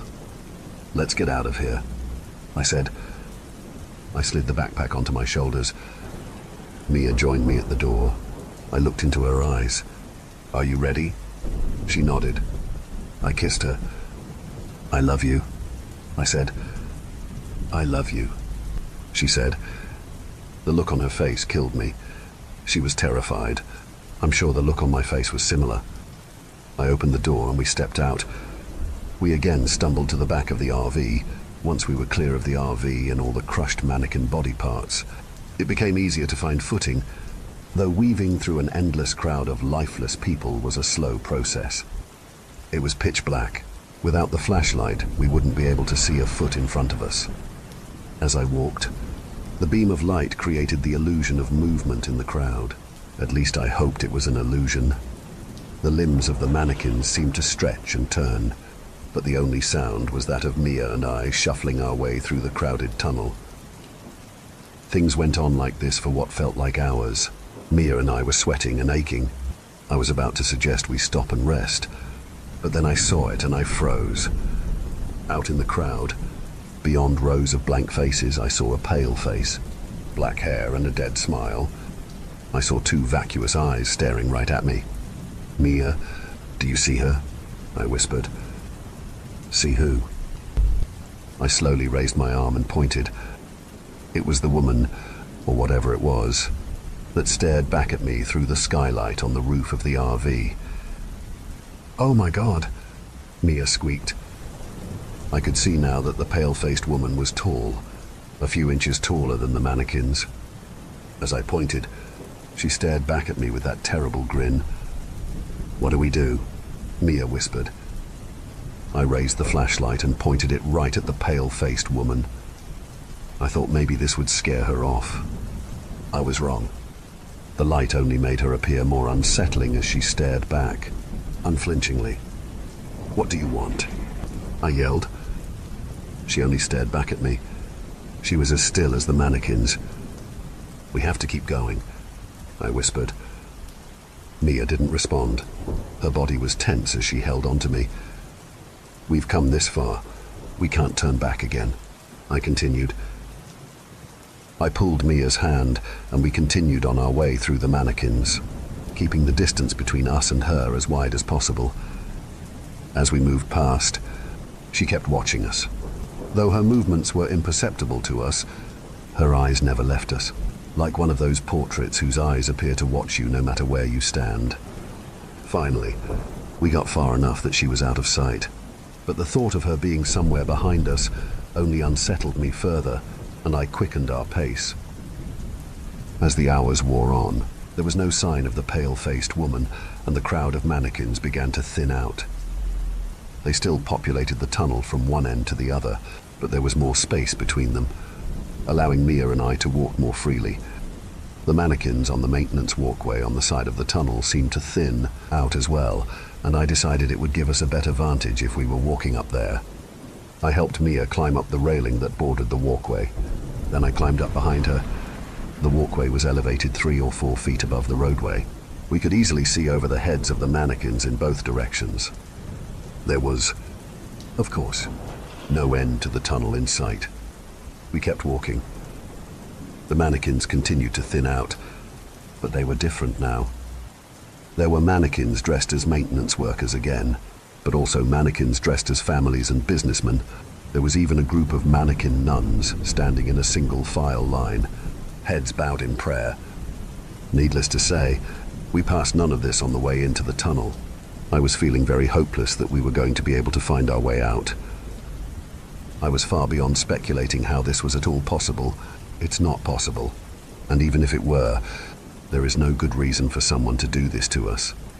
The only explanation was the supernatural. Then I saw her. Rather, I saw them. Arranged in the middle of the tunnel was a circle of mannequins with long black hair and tattered cloth. They looked exactly like the pale-faced woman, minus any facial features. I kept a close watch on them as we passed to make sure they didn't start following us. "A door," Mia shouted. Mia pointed a few paces ahead of her. There was a door leading into the wall of the tunnel. We ran towards it. Mia grabbed the handle, turned it and pulled. It was heavy, and Mia had to brace her foot on the wall to get it moving. The metal door groaned as if it hadn't been opened in years. Finally, it was open enough to see past. It was a hallway. It went out about 5 yards, then turned right at a 90-degree angle. The strangest part was the design of the hallway. It wasn't cement or pavement like the tunnel. The walls were wood-paneled, and the floor was covered in a thick carpet, like a house from the 1970s. "I say we see where this takes us," Mia said. There was no reason to disagree, but I wasn't going to get us trapped in there. I opened up my backpack and took out a water bottle. I opened it and handed it to Mia. She drank half, then I drank the other half. I slowly closed the door, shoving the empty water bottle in the crack to keep it from closing all the way. I turned to Mia. "Okay, let's go." We slowly made our way down the quiet hallway. We got down to where the hallway cornered to the right, and that's when we heard it. Ka-chunk! I whipped around. The door had closed behind us. I ran back to it and tried to push it open, but it was no use. There was no way it closed on its own. Someone had to have removed the water bottle. Our path had been chosen for us. There was no turning back. We continued down the hallway. We turned right. The hallway continued, then turned right again. That should have led us right back to the tunnel, but it didn't. This part of the hallway went on far longer than was possible without running into the tunnel. Then it turned right again. It went on like this. Sometimes a section of the hallway was 20 feet long. Sometimes it was 20 yards long. Sometimes it was 3 feet long, but it always turned to the right.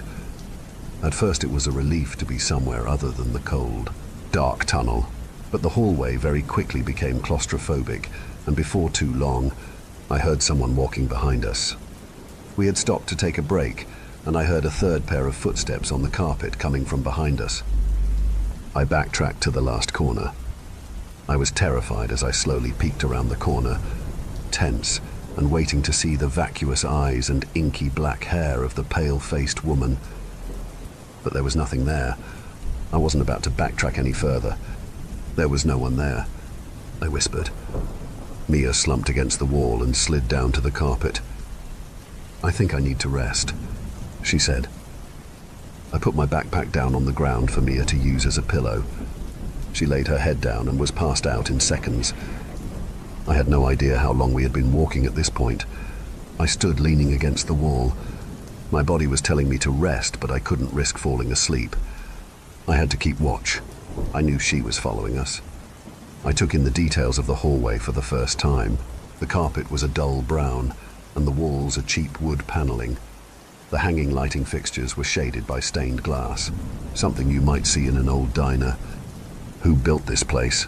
Did someone pick out the carpet and the lighting fixtures? Did a team of workers blast these tunnels into the earth? Or has this place always existed? Was this purgatory? I began to feel dizzy. I was panicking. My heart felt like it was trying to escape my chest. I slumped to the floor and tried to slow my breathing. I closed my eyes. I shot up in a panic. I had fallen asleep while I was meant to be keeping watch. I snapped to my feet and looked around. Mia was still asleep on my backpack.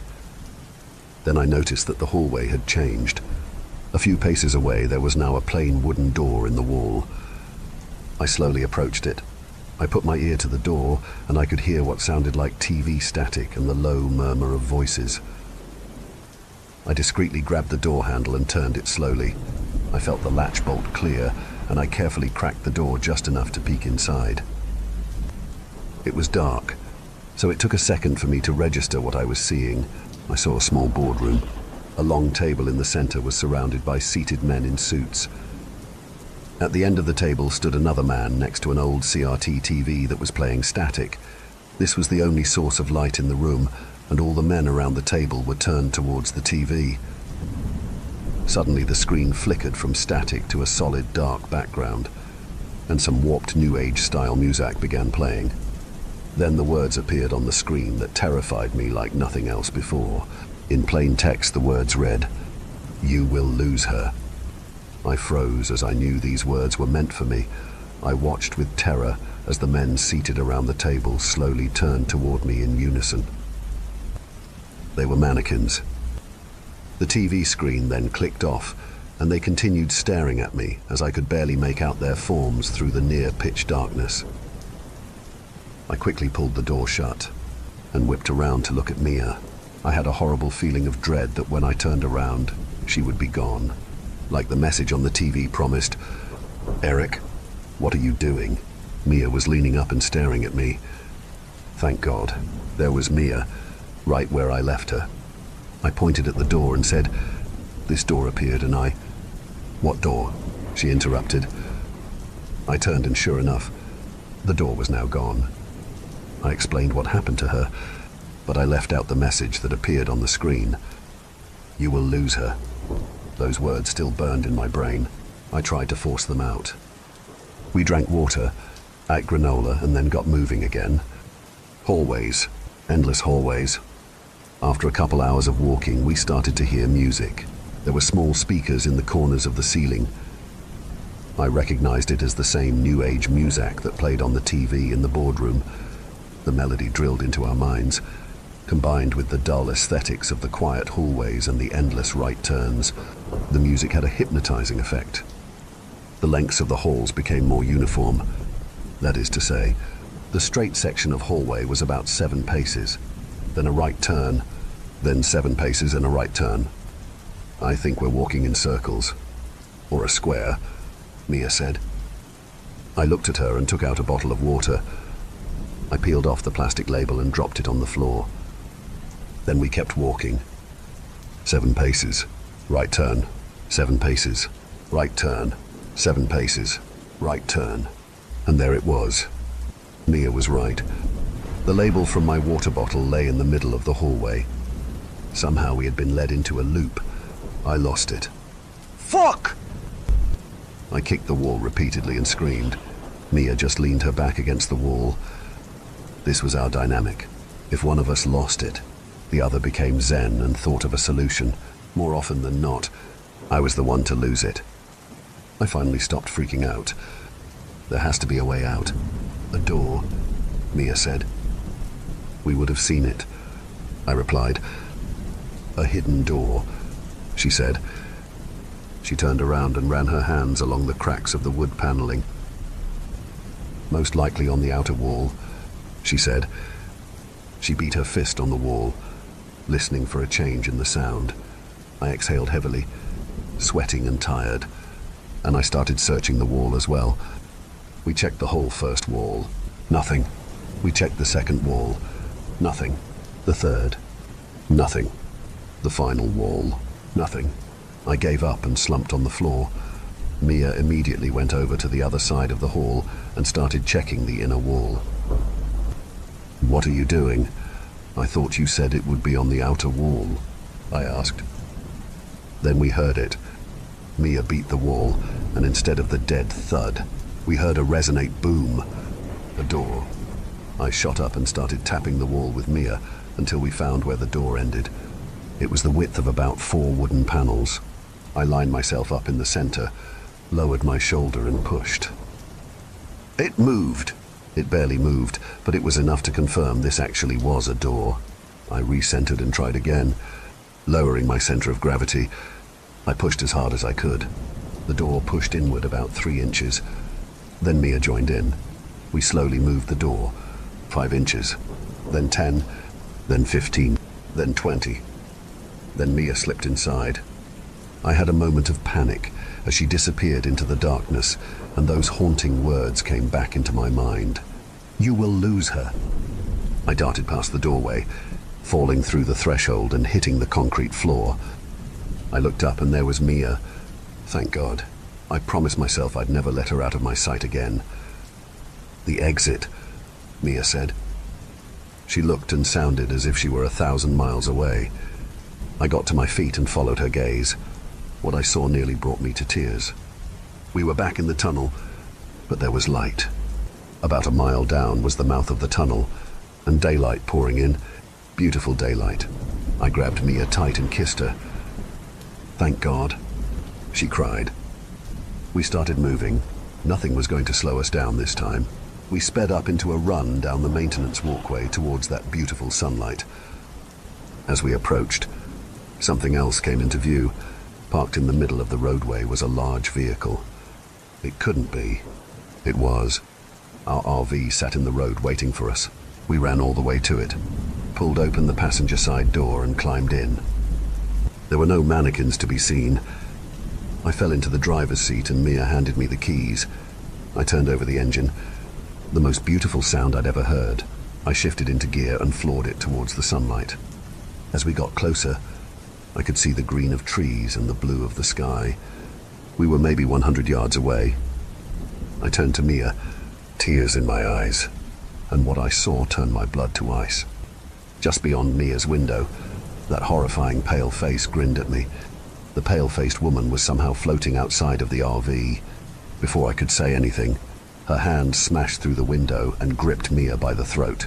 Then in one horrible motion, the thing pulled Mia screaming through the window and disappeared. I slammed on the brakes just as the RV passed through the exit of the tunnel and sunlight flooded the cab of the RV. I threw it in park and shot out of the door screaming, "Mia? Mia?" I screamed over and over. I rounded the front of the RV and looked back at the tunnel, and what I saw shattered my mind. The tunnel was gone. There was only open road. I had lost her. Story 5.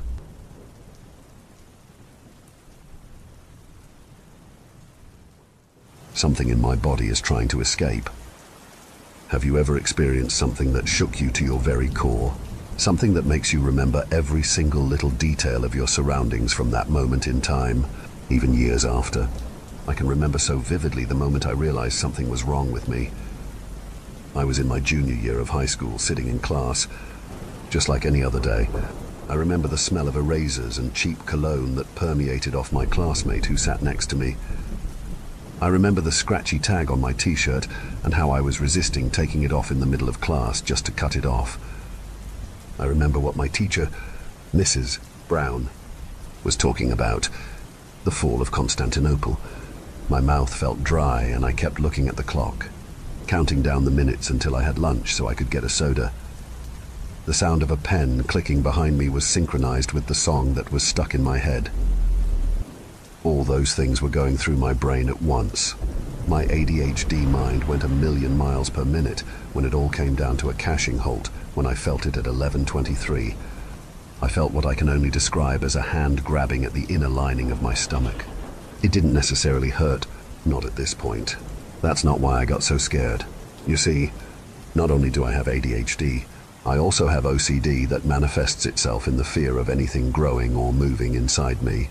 Even if I think about the concept of blood moving in my body or a heart that is beating in my chest, I have to think of something else.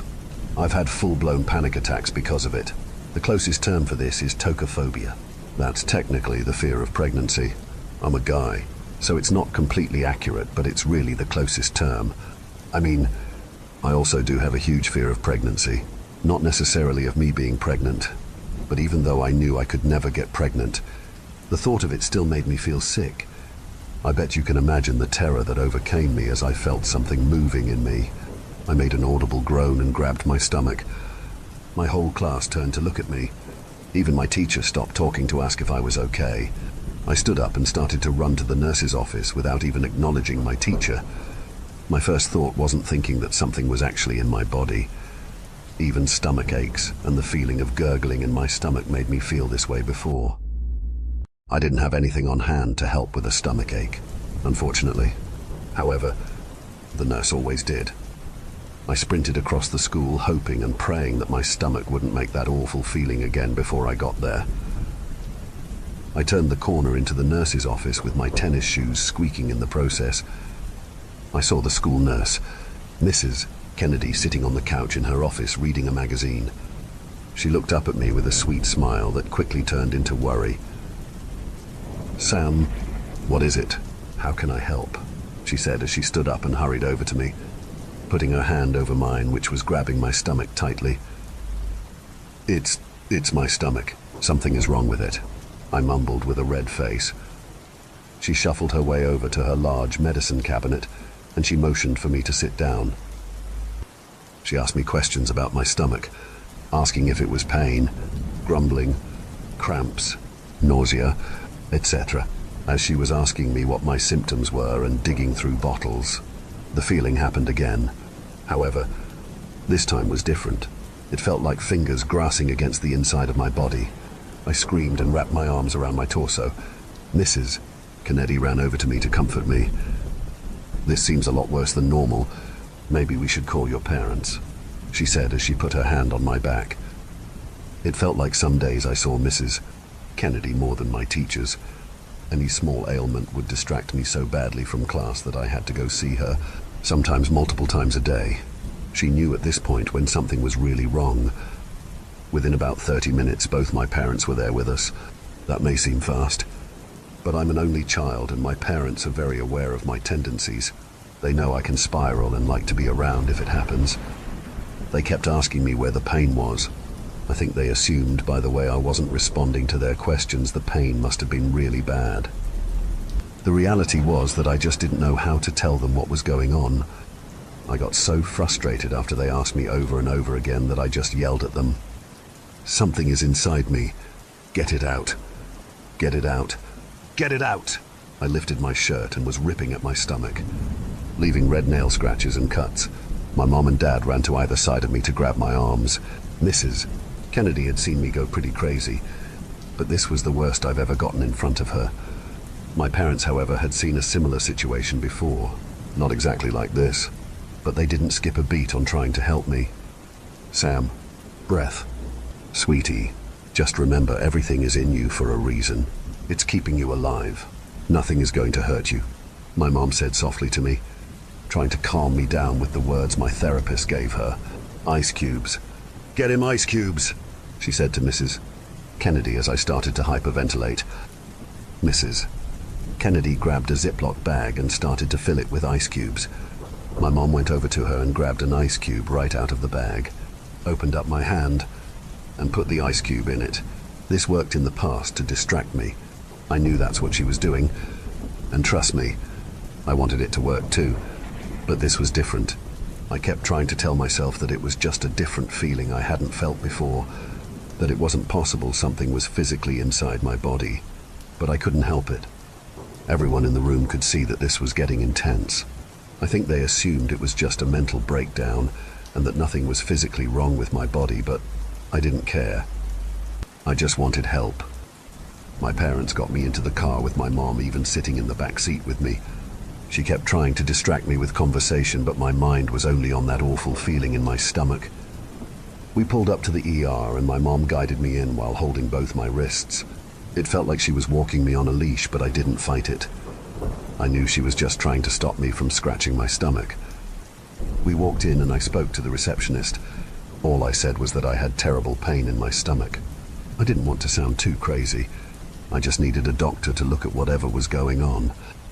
After giving the receptionist my name and insurance information, we went to sit down. I was sitting in between my parents, and I could see my mom lean back to try and mouth something to my dad without me seeing. I didn't think much of it. I was way more worried about other things. My dad then went up to the receptionist. He pointed over to me and she looked a little concerned. I saw her pick up the clipboard that had my information on it, and she started writing something else on it. I asked my dad what he did, and he just said to not worry, and that he wanted to let her know it was urgent. No more than 10 minutes went by and I felt a terrible moving sensation. I cringed and grabbed my stomach, immediately followed by not just the feeling of a hand grabbing my insides, but also scratching and pinching. I yelled out in pain as the other people in the waiting room looked at me mortified. A doctor and a couple of nurses came running over to me and helped me up. But I couldn't stand up. I was in too much pain. They put me in a wheelchair and started to head for a room. However, they didn't take me through the normal big ER doors that went to the standard examination rooms. They took me and my parents through a smaller door to the side that had a padlock on it. We walked through a white hallway that was very quiet. The doctor and nurses showed us to my room and helped me into my bed as I was wiggling and wincing. I had one parent on either side of me, patiently waited to stop my arms from scratching. The doctor was trying to ask further questions, but he could tell it wasn't going anywhere. I knew that my dad probably told that receptionist about my OCD tendencies and that I needed to go to the psych ward, not just to the stranded side of the ER. I couldn't take it anymore and blurted out that something was inside my stomach and it was trying to get out. The doctor just looked at my parents for a reaction and they gave him a sad nod. It was like they warned him that this could happen. The doctor didn't just think I was crazy. My parents did too. The doctor took a deep breath and came up to me. I knew I was about to hear some kind of dumb speech about how this was just my OCD and everything was going to be okay. As he came closer to me, I pulled up my shirt and he gasped. Not only was my stomach scratched up like crazy, but we saw movement. It looked like when a pregnant woman can see her baby kicking. But this was so much stronger. It was stretching my skin. My parents stood up and gasped while the doctor looked frantic and unprepared. Shit. Shit. Shit. Shit, the doctor said as he backed out of the room. Hang on! We are getting this taken care of. Just hang tight. Just seconds later, a nurse came in to give me some painkillers. I started to feel the pain slip away, but something so much worse started to creep in. I heard a voice, not my own. Not some creepy-sounding creature, but the voice of a normal-sounding man that I'd never heard before. But that wasn't the scary part. The scary part was what he was saying to me. Get me out. Get me out. Get me out. It started in a normal tone, but slowly became more urgent and rushed, then demanding. The voice would coincide with the moment inside me. It was getting so loud that I was having a hard time hearing the people around me. The doctor came in just a few minutes after I last saw him. He was red and sweaty, like he'd just run a marathon. He told me they needed to do just a few tests on what was inside me before taking action. I was trying so hard to pay attention to the words coming out of his mouth, but all I could hear was the voice. The voice stopped for just a second and changed what he was saying. Now he started repeating, "Cut me out. Cut me out. Cut me out. Now!" I now knew this thing didn't just want out, but it wanted out now. I begged the doctor to just get it out now, but he wouldn't listen. The voice spoke up again. "This is taking too long. Don't be afraid. Get me out yourself." I think it could feel me resisting. Without realizing it, I was looking around the room for something. It was like I didn't even have control over my head or eyes anymore. I knew the voice was looking for a knife, but I was trying to ignore the feeling. I knew there weren't any knives around. I was in a very safe place, just as I had the feeling I was safe. It was immediately taken away. The thought passed through my head that my dad probably had a pocket knife on him. My heart sank. I knew this thing could hear my thoughts. I knew what it would try to do. The next thing I knew, I was on my feet, leaping for my dad. My body hit his. Luckily, he's in pretty good shape for his age and had no problems putting me in my place. He got on top of me and pinned me to the ground, all while I could barely hear my mom in the background, yelling at my dad to be careful. My dad knew something was going on and that I just needed to be on the ground until I calmed down. My body tried to flail, but it wasn't successful. The whole time, the voice in my head, now yelling and screaming, not saying any distinguishable words, but just having what felt like a tantrum. What made my dad the most uncomfortable was the kicking feeling coming from my stomach. After a couple of minutes, the voice calmed down and I felt in charge of my body again. My dad slowly got up and attempted to help me up. At this point, with an audience of hospital staff that looked like they were getting ready to take me somewhere for more tests. Just as I stood up straight, I felt the voice take over and I lost all sense of my own body. I felt like a shell of myself. My dad gave me a soft yet worried smile, and in that instance, I grabbed him and reached into his pocket. My heart sank as I felt his pocket knife. The room started to panic, and about 5 people tried to grab it from me. The last thing I remember is plunging the knife into my stomach. I felt a blinding pain and everything went black. Several hours later, I started to wake up. Everything was extremely blurry and fuzzy. I could hear a very faint voice telling me to relax. As the minutes passed by, things started to become a little bit clearer. I looked around and saw I was in a large room with a few other patients. A nurse was going up to all the beds and checking in on them. I tried to sit up a bit to get more comfortable and noticed an incredible sourness in my stomach. I moved my hospital gown out of the way and saw a huge scare, about 6 across.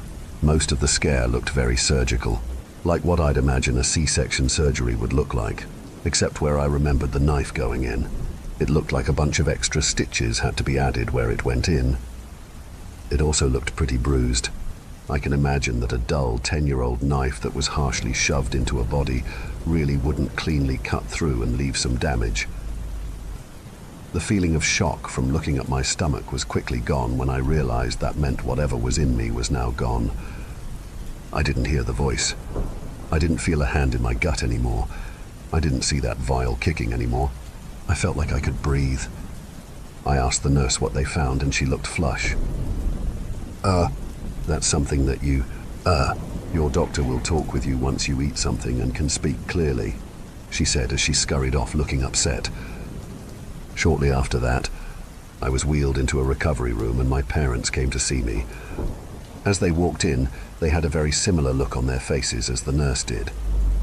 They looked pale and didn't want to look me in the eye. I kept asking them questions about what was going on, but they said the doctor needed to discuss it with me, and he wanted to make sure I wasn't feeling high from the anesthesia while we had a conversation. The doctor didn't come and see me for another 10 hours, which felt strange. And to add to the strangeness, my parents were taking shifts hanging out with me. There was only overlap when they switched, and the other parent took over while the other one left the room. I would understand if they weren't both with me for the whole time. I'm not that needy, but they were only both in my room together for about an hour. That was the hour before the doctor came to my room. Finally, the doctor came in to talk to me. When he walked in, the room was cold and quiet. It was evident he didn't feel the same relief I was feeling. He seemed awkward, like he was talking way too long to get over to me. He grabbed a chair and scooted it close to me. Listen, Sam, I know this last 24 hours has been very challenging. I apologize for not explaining what happened during your surgery sooner, but we all needed time to figure it out. And quite frankly, process what happened. We feel we have enough information to let you in on what is going on. A silence filled the room. It felt like no one was brave enough to break it. And? I said with confusion. I think it'll be easier if we just show you. The doctor, along with my parents, helped me into a wheelchair, and we started to make our way across the hospital to an entirely different section. I couldn't believe all the things running through my head at what we were about to see. It felt like cruel and unusual punishment to leave me in anticipation and not just tell me what I was about to see. When I went around the corner, I couldn't process what I was looking at. I thought they were showing me a large tumor or growth of some kind. But why would a tumor be in a big incubation chamber with tubes connected to IVs and machines coming out of it? As I got closer, I started to see human features on it. It was mostly just a 6-pound lump of flesh, but I could see a hand sticking out of it. It was small, but what made it creepy was it looked like a fully developed man's hand, just small. I could see a patch of hair coming out of what I assumed was its head. It had no discernible facial features, just a few teeth scattered in one section. As I looked at it with disgust, coming to terms with this thing that was just in my body, I had a realization. I wasn't feeling sick at the thought of something being in my body. Sure, I was grossed out that this particular thing was just in me, but the thought of the bacteria in my body didn't make me want to throw up. I thought about all the blood pumping through my veins and I felt normal. Not only was the voice and kicking gone, but my OCD was gone too. I didn't have a mental illness. It was just this thing, trying to find its way out for years. As I was staring at the creature, the doctor came and put his hand on my shoulder. "We believe this is your twin brother." I immediately looked up at my parents, who looked very disturbed and upset. I let the doctor finish talking. "We believe that you absorbed him in the womb and that he has been living inside you your whole life. This is an extremely rare condition called fetus in fetu. It seems he didn't quite have the best opportunity to develop normally. That's why he looks the way he does. Despite his appearance, he has all the organs he needs to survive. Looks like he's missing a lung and his gallbladder. Also a piece of his liver, but other than that, it looks like he will live for at least a few years. He won't be able to leave this room due to him needing a feeding tube and a few other things that his body cannot do on its own. He needs lots of support just to live. What makes this situation extremely unique is that your twin is still alive despite your body not sustaining him anymore. Even though we have him hooked up to a few IVs and machines, it is unexplainable how he is living while outside of your body." I was in complete shock. I didn't want to believe it. I asked my mom why she never told me I absorbed my twin in the womb. She said she had no clue. There was never a sign when she was pregnant with me. He also mentioned that sometimes even in pregnancies, women will go their whole pregnancy without even getting a belly. It's called a cryptic pregnancy. I've always had a bit of a gut, but never anything big enough to cause suspicion. I guess in my case I had a fetus fetu and an experience similar to a cryptic pregnancy, even though it was in my stomach. At least that was the doctor's best guess. Although, it all sounded like BS to me. The doctor and my parents kept trying to explain more and more details to me. I don't know why they didn't slow down a little bit for my sake. How could they not tell I wasn't processing any of this? I noticed something while they were trying to explain things to me. They kept calling it a he. Now listen, I'm not some kind of asshole that won't respect someone who wants to be called a specific pronoun. I've never been that kind of person, but this is where I draw the line. Not just that, but this thing had a name. My parents named it and said today was its birthday.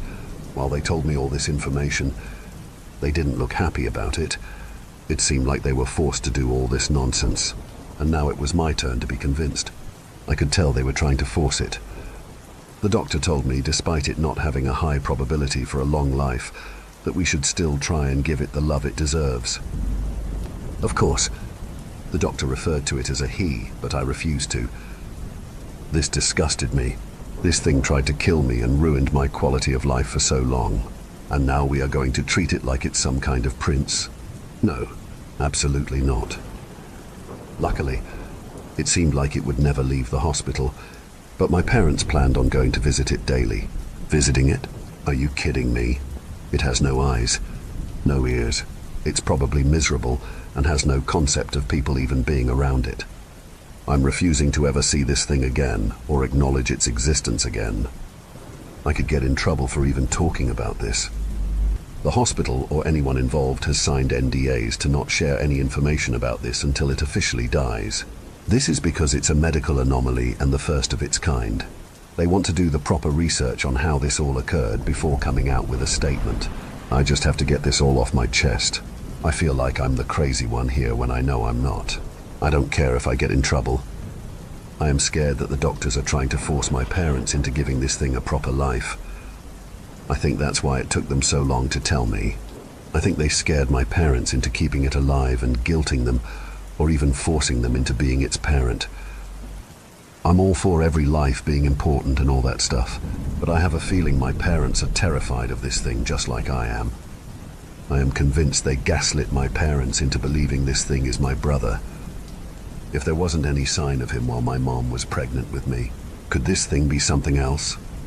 This all happened about 2 years ago. It's still alive and they are still researching it. My parents continue to visit it despite everything. My therapist told me that I'm probably just struggling with jealousy now that I'm not an only child anymore and so much of my parents' attention is on him now. But it's so much bigger than just jealousy. Since this thing showed up and my OCD is pretty much gone, I've hardly seen my parents. I know I'm not just jealous. There is something more to this. I know it. Something just feels so off about this whole thing. What is this thing? Where did it come from? And what does it want?